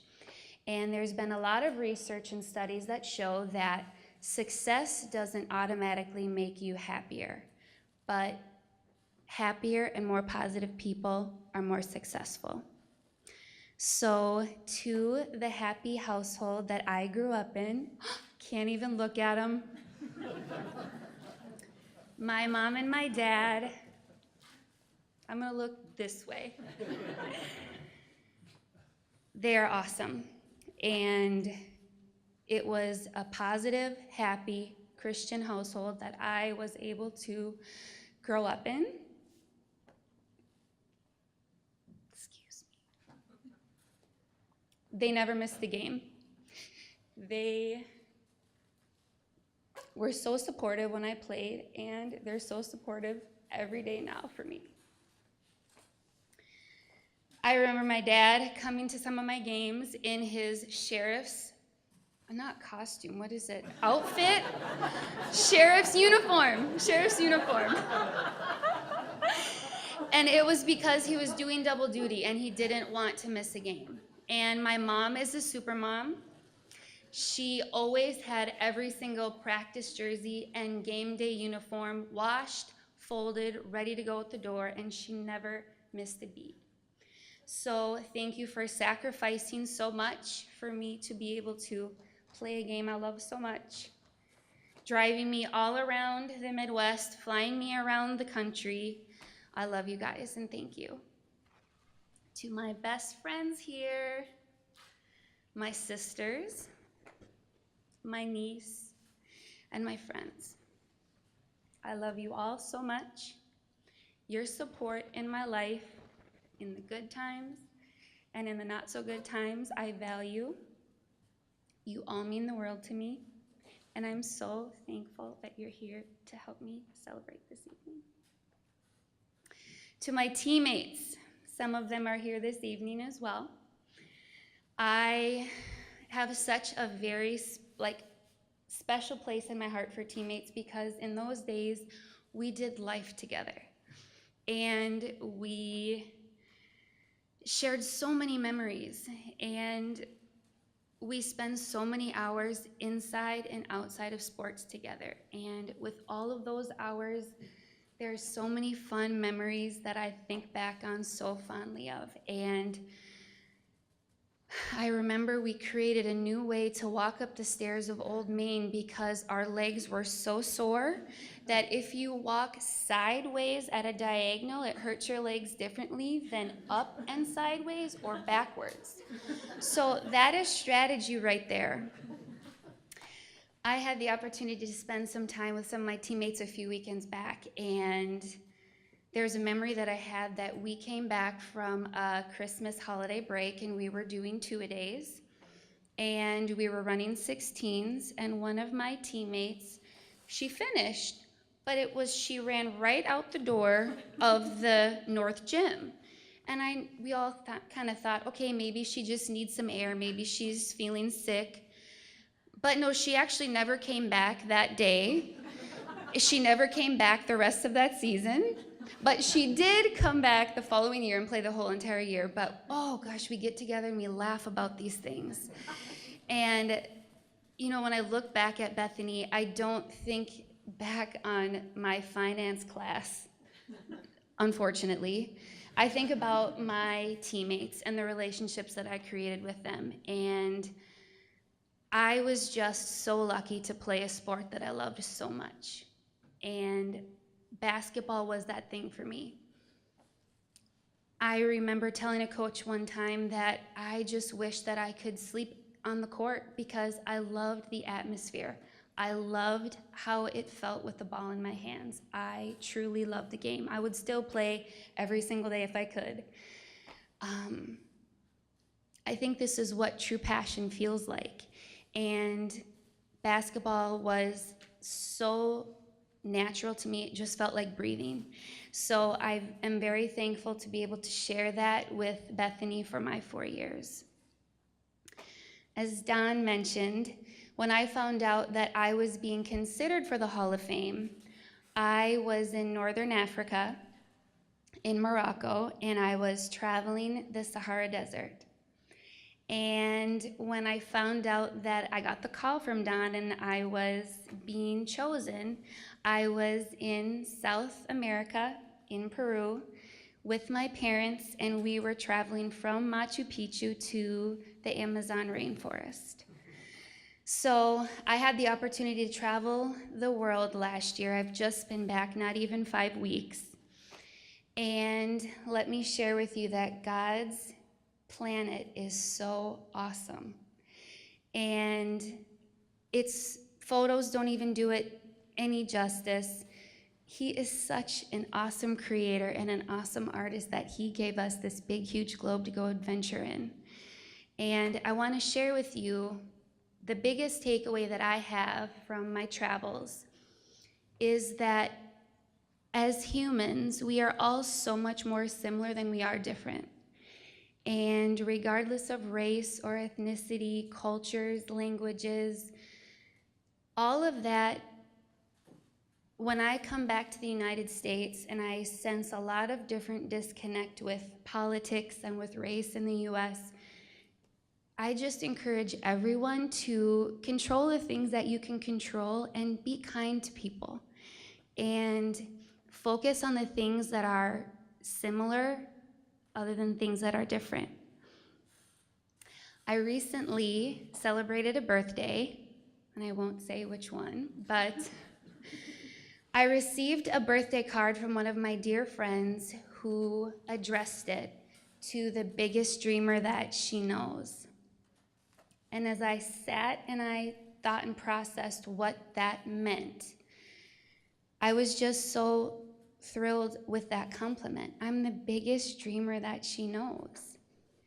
And I think that, where do dreams come from? Where does it all start? And I'm not talking about the dreams when you fall asleep at night. I'm talking about the things that you immediately think about when you wake up in the morning. And I think that dreamers are leaders. And I think that dreamers make changes, and they are an example to other people. And dreamers are those that not only talk the talk, but they walk the walk. And I think that dreamers, they believe in themselves when no one will believe that same thing. And Marcia and Maria talked about it earlier today, but how important goals are, because dreams without goals are exactly that, they're just dreams. And the importance of goal setting every single day in your life, in your day-to-day, setting goals are putting dreams into action. And I think that when I look back at Bethany, athletics really helps young athletes put dreams into reality, and how to set goals, how to work hard, how to have consistency. And I think that's the important thing with young student athletes these days, is it teaches them to chase after their goals. And goal setting and hard work and teamwork and communication and consistency are all skills that can be taken after you leave Bethany. Where are you going in the real world? What are you doing in your career, and how are you impacting others? So I'm thankful to have been able to learn those skills at Bethany. I'll leave you with this. Oprah Winfrey, you guys may know of her. She shares a story, and she shares that she was talking with her mentor. And she started an all-girls school, and she said to her mentor, "This is going to be the greatest legacy that I leave." And her mentor, Maya Angelou, said, "You don't even know the greatest legacy that you're going to leave, because your legacy is every life that you touch." And I love this thought, because I think through basketball and through Bethany, I was able to touch some lives. I know little girls that would come up to me and they would think it was the coolest thing that they were talking to me. And I just remember thinking, I'm just Jess, But I think through God, I hope that He continues to allow me to touch people's lives through the legacy that I leave. And I'm so thankful that Bethany is a part of my education. I'm so humbled that I was able to spend time here. I thank God that Bethany was totally His plan that I came here. And I just pray that He continues to use me. And I'm really thankful for this opportunity, and I'm grateful for that Bethany is part of my story. Thank you.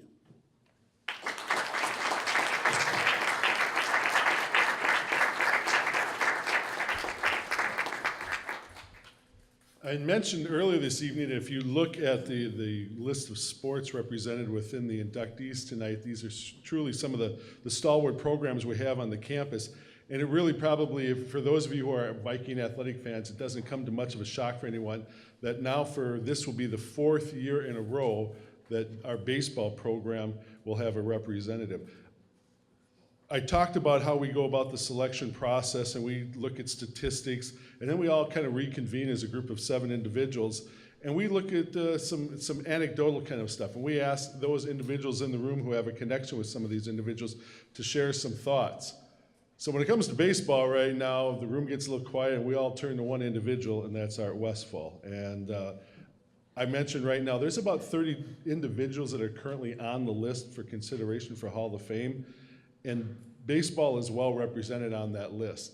But when we looked at Art, and Art looks at the list, and he kind of paused a little bit, because Art's really good with that pause and the dramatic essence of things. And he looked up, and it's like, he said, Craig Fritz is one of the best baseball players I've ever coached here at Bethany. And there was a lot of acknowledgement in the room. The statistics speak for themselves. The quality of the individual speaks for itself. Let's hear a little bit more about Craig Fritz from his coach, Art Westfall.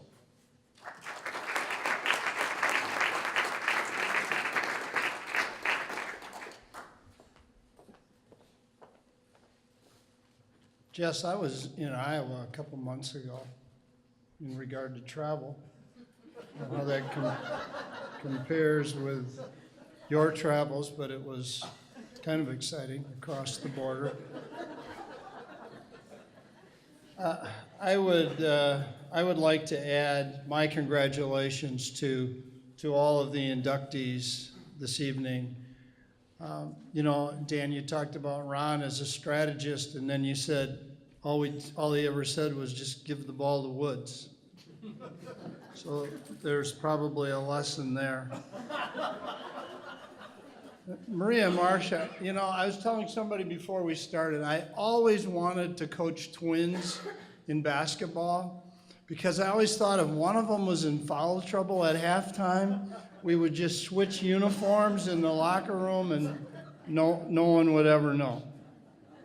And Dave, we were starting the baseball program when you came here, and your high school coach from Edina told me what a good player you were, and I thought sure we could get you to play, but that didn't work out either. However, soccer worked out pretty well for you. And the interesting thing about when Jess was playing and Jules showed up in his costume, there were a lot less fouls called on Jess.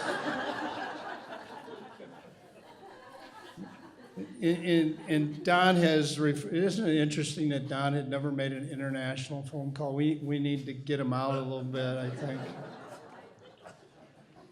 Interesting, we started this evening, and Don has kind of alluded to the process of how people are elected to the Hall of Fame. And Chaplain Molstead said how much he enjoyed watching all of the great athletes here over the years. And, Don was on one of Ron's teams, and he got a chance to do a lot of that watching while he was on the team. The other interesting thing about Don is that as the committee sometimes will meet on campus, and Don's usually peering through the window, kind of eavesdropping to hear what's going on, and then his wife Gina said he sits by the phone for a couple days after he knows the committee has met. It is always amazing to me every year, and I've been very fortunate to have been involved with every single one of these ceremonies. The talented athletes that we have had go through here and the impact that they have had on the athletic program as it continues to grow year by year, and tonight's group certainly is not an exception. But in addition to that, it's so great to hear about the impact that Bethany has had on the athletes. So it's really a two-way street, and I think that's the way it's supposed to work. So in the spring of 1991, I got a phone call from a high school baseball coach in La Center, and he said, I have this shortstop that I think you should come and watch. So I drove to the center and I watched this long, lanky shortstop play. And quite honestly, as I left that night, I wouldn't have envisioned us together tonight doing what we're doing. I wasn't so sure this gangly shortstop was a great player. But what I left there was, after meeting him, was I knew that he was what we were looking for in a Bethany baseball player. He was athletic, he was respectful, he was a great young man, and he came from a great family.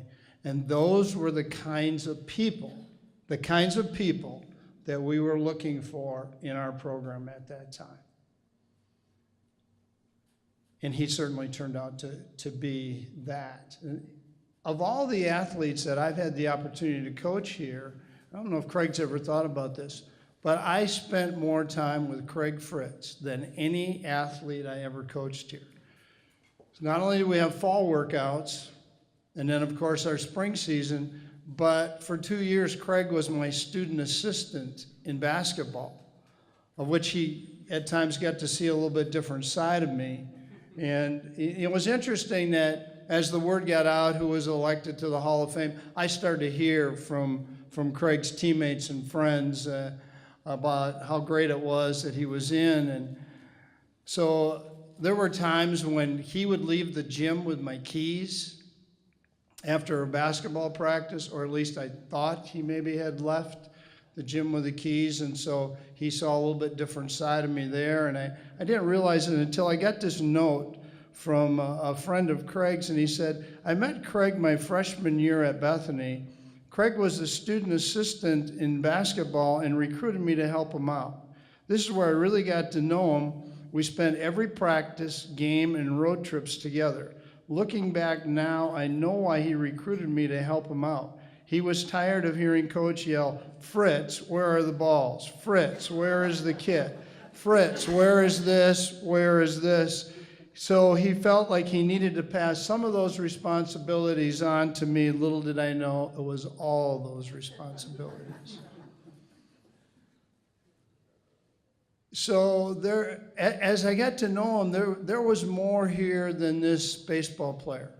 And there was a side of him that not a lot of people knew, but there was this prankster side that kind of came out. And again, when you hear from his teammates and they describe him by saying things like, he's the funniest guy on the team. He had an outstanding sense of humor. He was one of the funniest teammates I ever had. Whenever I think of Fritz, I think of funny. When he was in the room, everyone was smiling with his contagious spirit. He was a consummate teammate who kept everyone loose with a joke or an impression, probably an impression or two along the line of his coach. And then this might be the epitome, and this came from the young man, again, that Craig recruited to help him as a student assistant in basketball. And he said he would get me every road trip. When I would get in the bus, I'd sit down next to him and he would say, hey, Pete, you got the kit and the balls, right? And I would reply to him, no, you said you had the kit and the balls. And then he would just shake his head and say, Coach is going to be really mad at you. So I'm sweating the entire bus ride thinking we have no med kit, no basketballs. This was before we actually had trainers. I don't know if trainers were invented at that point. Well, in the truth, the bus would arrive, Fritz would get off the bus, open up the storage door, pull out the balls, pull out the med kit, and start laughing. He was always pranking. A little bit of a side to that story, though, there was one time when we were leaving the gym, and I was the last one out. And as I walked past the back door, the medicine kit was sitting there. Everyone was on the bus. So I picked up the medicine kit, and I walked on the bus, and I said, Craig, you have the kit, right? Yes, sir. Yes, sir. He had the kit, except it was sitting in the gymnasium until I picked it up. I think that was one of those times when Pete was supposed to have it. There was also this kind of serious side of Craig. And again, his teammates, who now were the people that described him as this prankster, You know, and for those of us in athletics understand the importance of having somebody that can keep the team loose. But they also said this: when he took the field, he flipped the switch and played hard and focused. I felt like the leadership on that team came from Craig Fritz. When the time came to play, he was a great competitor who you could always count on to perform. So we have this prankster side, we have this serious side, and then we have this caring side, again, of which his teammates described him with some of these ways. Craig had a great relationship with other athletes. He wasn't just a baseball player. All of his fellow athletes looked up to him. And then this one I thought kind of epitomizes Craig Fritz. Craig was one of the nicest and funniest guys I've ever met. He was the kind of guy that would light up the room when he walked in. He was friends with everyone no matter what your status was. He wasn't one of the athletes that walked around and thought because he was a really good athlete that he was better than anybody else. Not only was he a tremendous baseball player, but he was a nice person with a big heart, cared about other people. So we have this guy now who can prank you, who cares about you, and knows when to be serious when it comes to business. So as a player here, you combine those traits with the athletic ability that he had, and he had an absolutely great career. The teams that he played on won 43 games in 2 years. 2 Southern Division Conference championships, of which he was obviously a key player on. As a freshman, we played for at that time it was a Minnesota Community College Conference championship, and we played for the championship and we lost. And when we were leaving the field in Bloomington that night, Craig said to me, "Coach, this is never going to happen again." Sophomore year, when we left the field in Parade Stadium in Minneapolis at about 1:15 a.m., after we had lost the first game in a double elimination, and after winning it, guess what he said? I told you. He was one of those guys, and as a junior college, I think all the coaches in here that coached at the junior college level knew that you were only going to be as good as your sophomores were. Craig was one of the rare people that improved in every single category from his freshman to his sophomore year. He hit .394 as a sophomore. You know, you saw in the program he was tied with runs scored and all those kinds of things. But to me, you know, it was all Southern Division. He was all state. He was all. One of the most amazing statistics is that in 2 years here as a center fielder, he had 99 putouts. 99 putouts as an outfielder in 2 years is unheard of. 1 error his sophomore year. One of the pitchers wrote and said, "And what a benefit as a pitcher to have a guy in center field who could turn gappers that looked like sure doubles into outs. It seemed like he could take 3 strides and it would be 5 for everyone else." And again, he just made it look easy, but 99 putouts isn't, you think in terms of 60-some games and that many putouts for an outfielder is pretty amazing. So after Bethany, things didn't change. I remember sitting in the dugout on our field, the coach from the University of Northern Iowa came to watch us practice, and he said, is he as good a kid as he is player? I said he might be better.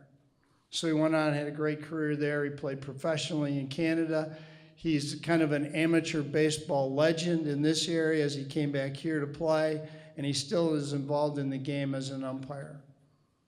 So in 1991, I said what I saw in Craig Fritz was that he was the epitome, the kind of person we wanted as a Bethany baseball player. That's still true today. I've had the chance to sit, you know, with his family now and to see what a dad he is and what a husband he is. He still epitomizes a Bethany baseball player, and I think all of us as coaches, when we see what our players, our kids grow up into, Craig Fritz is what we'd like to see our players grow up into. It's certainly my pleasure, Craig, to welcome you into the Hall of Fame here at Bethany. Congratulations.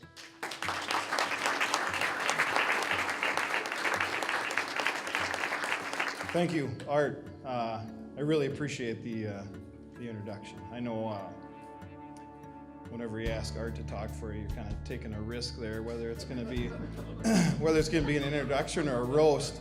But I appreciate all the kind words. I didn't know that stat about the 99 putouts. I didn't know that at all. I'm just curious why our pitching staff gave up so many gap shots that, but we used to joke in college. I used to run down a lot of fly balls, and I used to kid some of the guys. I used to say that 2/3 of the world is made up of water, or is covered by water, and the rest is covered by me. So I always let my pitchers know that as well. But I'm fortunate enough to live close to the area. I live in Le Sueur with my family, and I get to come on campus quite often, and I see the changes that are always occurring up here. I mean, it's just amazing. Every time you come up on campus, there's something new going on, and the campus it looks amazing, really amazing. I wanted to thank the Bethany Hall of Fame selection committee. I'm truly honored. I know when you walk down the halls by the North Gym, you see a lot of the faces in there, and it's kind of humbling. I also wanted to congratulate everyone, the other inductees tonight as well. Very impressive resumes, and you should all be proud for your inductions. I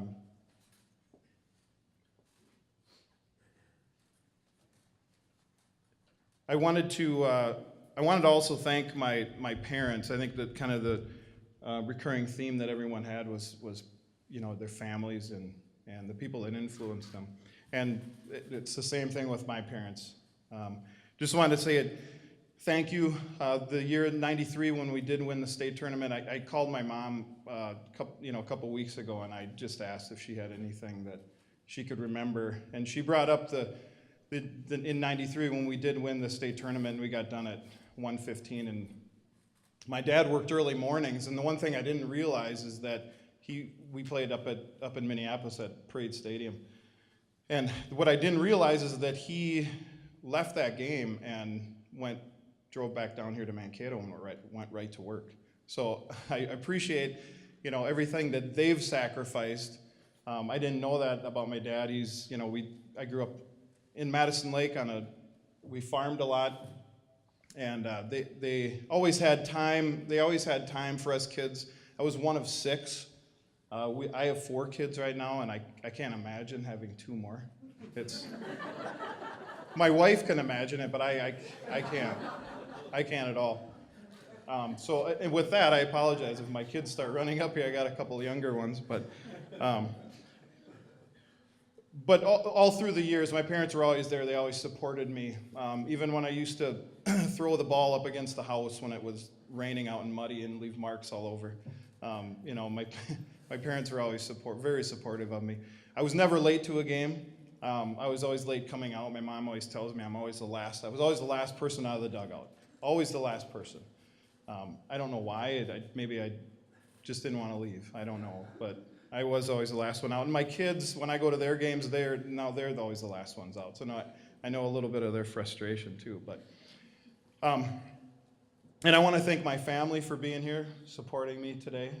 My lovely wife, Sherry, my Olivia, Ryan, Ruby, and Decker. Want to thank you for supporting me today.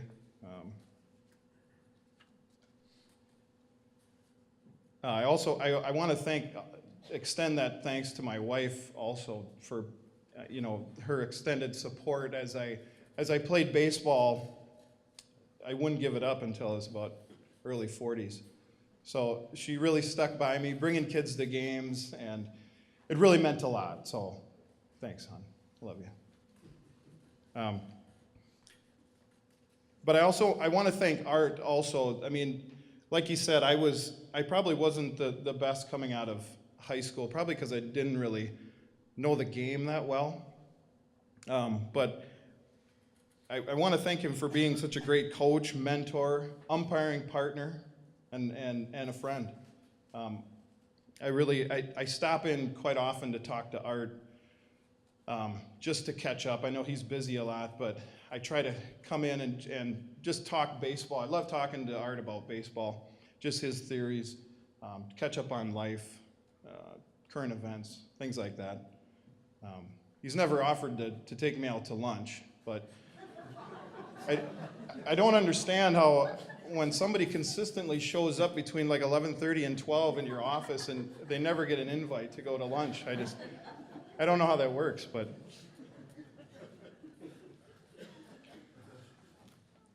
if you ask him, he'd probably say he bought mine tonight.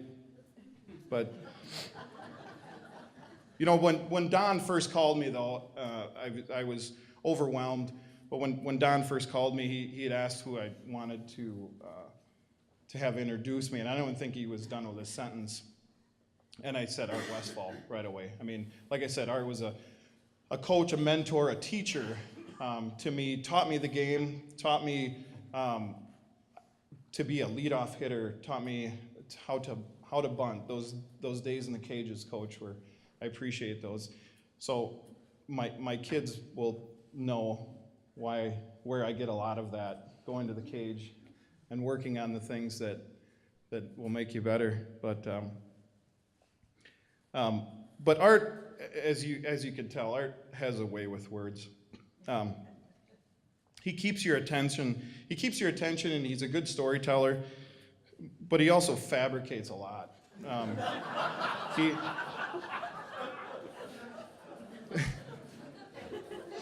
Maybe that's just part of being a good storyteller, but you know, I didn't know what to think of Art right away when I first met him.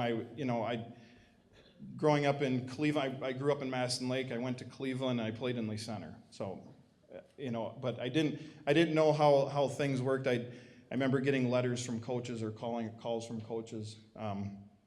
But Art was really the one that after games he would watch me play, and he would actually have discussions with me after the game, how the game went, what my thoughts were during the game. Nobody else ever did that, and I really appreciated the time that he spent. I really felt like, hey, this is a guy that really cares, about me and our team. There was a time in the summer I playing for Lee Center. I had a pretty good game. I think I had 4 hits. I think I had a home run and a couple doubles, and Art had called me on the phone, and he started talking to me about, where I hit these doubles and what the count was, and he kept going on about these doubles, and I got off the phone and I thought, God, maybe this guy didn't read the entire article because he missed the part that I had a home run, And I didn't know if I was maybe I didn't think I was good enough to play college, But the thing with Art is that the thing that I learned from it is it's not what you hit, but it's how your at-bats are after those hits, at-bat to at-bat, and how you're learning the game. In baseball, you got to have a short memory. And that's the one thing that he taught us all is that you have to have a short memory in any sport and not let it affect you. Art also is the most organized guy that I've ever seen too. Even going to practices, he always had a practice plan. He was always detailed, very, very knowledgeable of the game, and I mean very knowledgeable. I learned so much from him, situational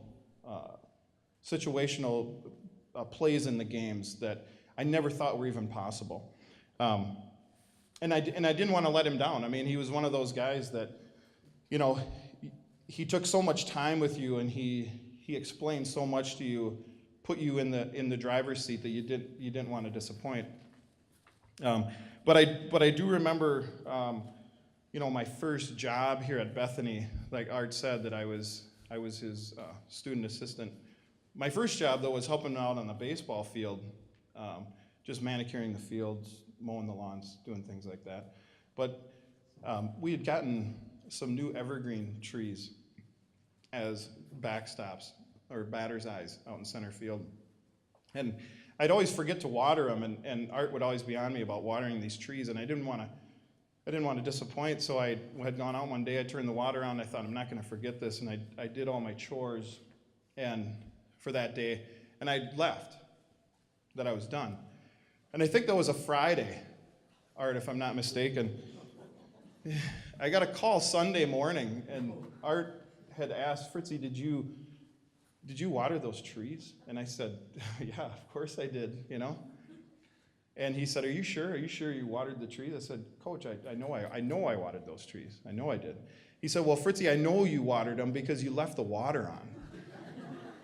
And I don't think I hung up the phone. I think I dropped it, and I ran out of the dorm and down. And I don't know if it was that day or maybe the next practice, but I remember standing next to the dugout with Art and just kind of gazing out at the lake in center field, you know, my position.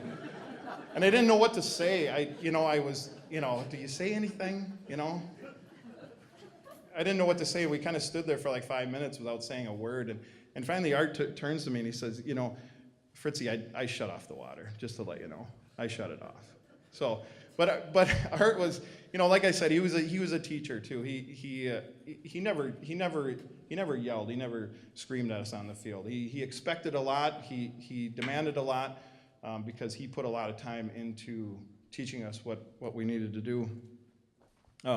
My second job was as a student manager with basketball.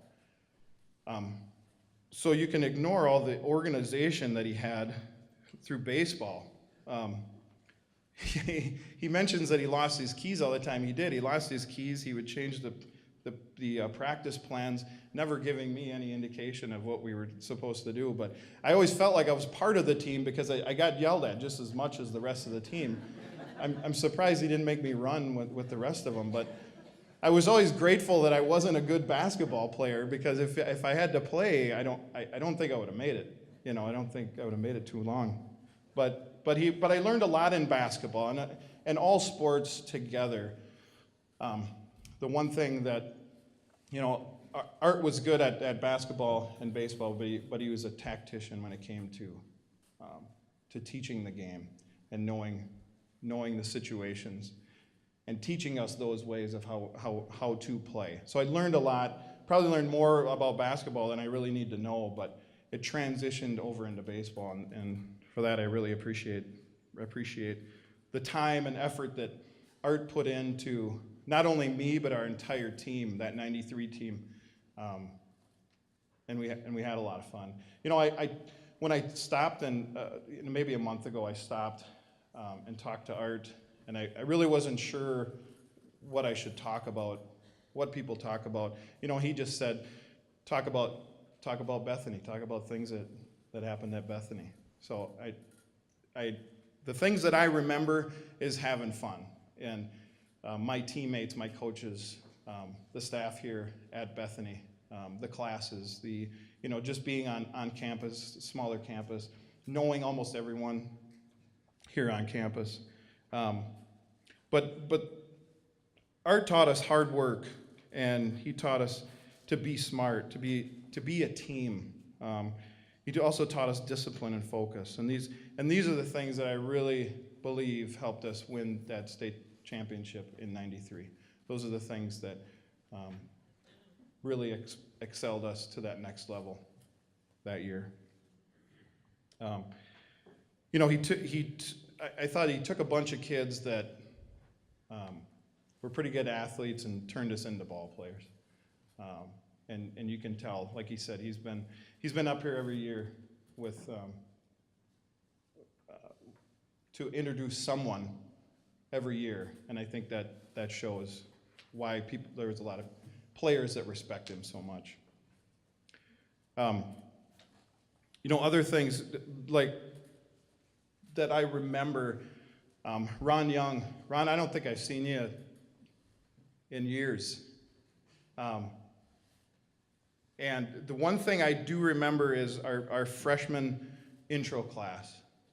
And Ron was teaching that class. And the one thing he said, I'll never forget it, he said, the friends that you make in your college years will be the best friends you'll have in your lifetime.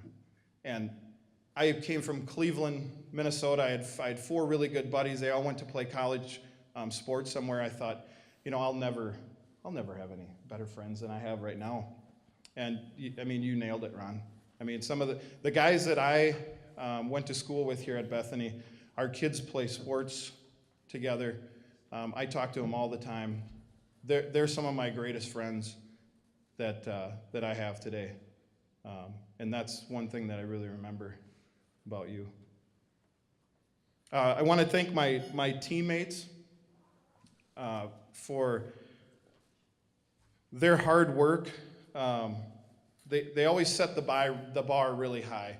I always felt that when we would go to play. We had some great players here. Doug Riddle was just inducted last year into the Hall of Fame. Tom Sterling, John Landcamer, just to name a few, set the bar really high. They were great athletes, and I couldn't be here today without those guys' help. I went on to play with those guys after Bethany and in amateur ball and things like that.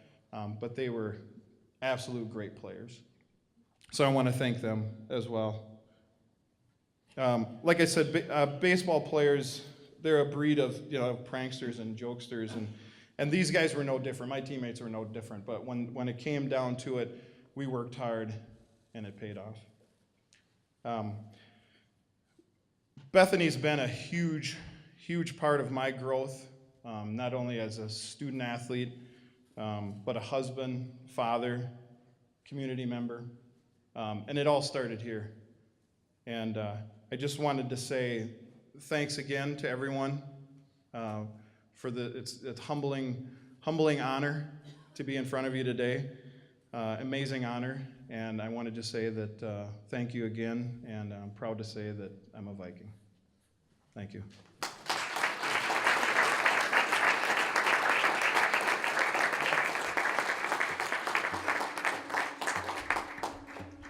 Well, when we kick things off, I promised you a few laps, maybe a few tears, but some consistent themes, and I think we definitely have heard that tonight. And on behalf of the Hall of Fame Committee, to use a baseball analogy, guys, we hit it out of the park. This has been a tremendous group and a tremendous night as well. It's been a lot of fun. We thank you for your time, your patience, your attendance, and then once again, on behalf of the athletic department here at Bethany, to you 6 individuals, congratulations on becoming members of our Athletic Hall of Fame. Thank you very much.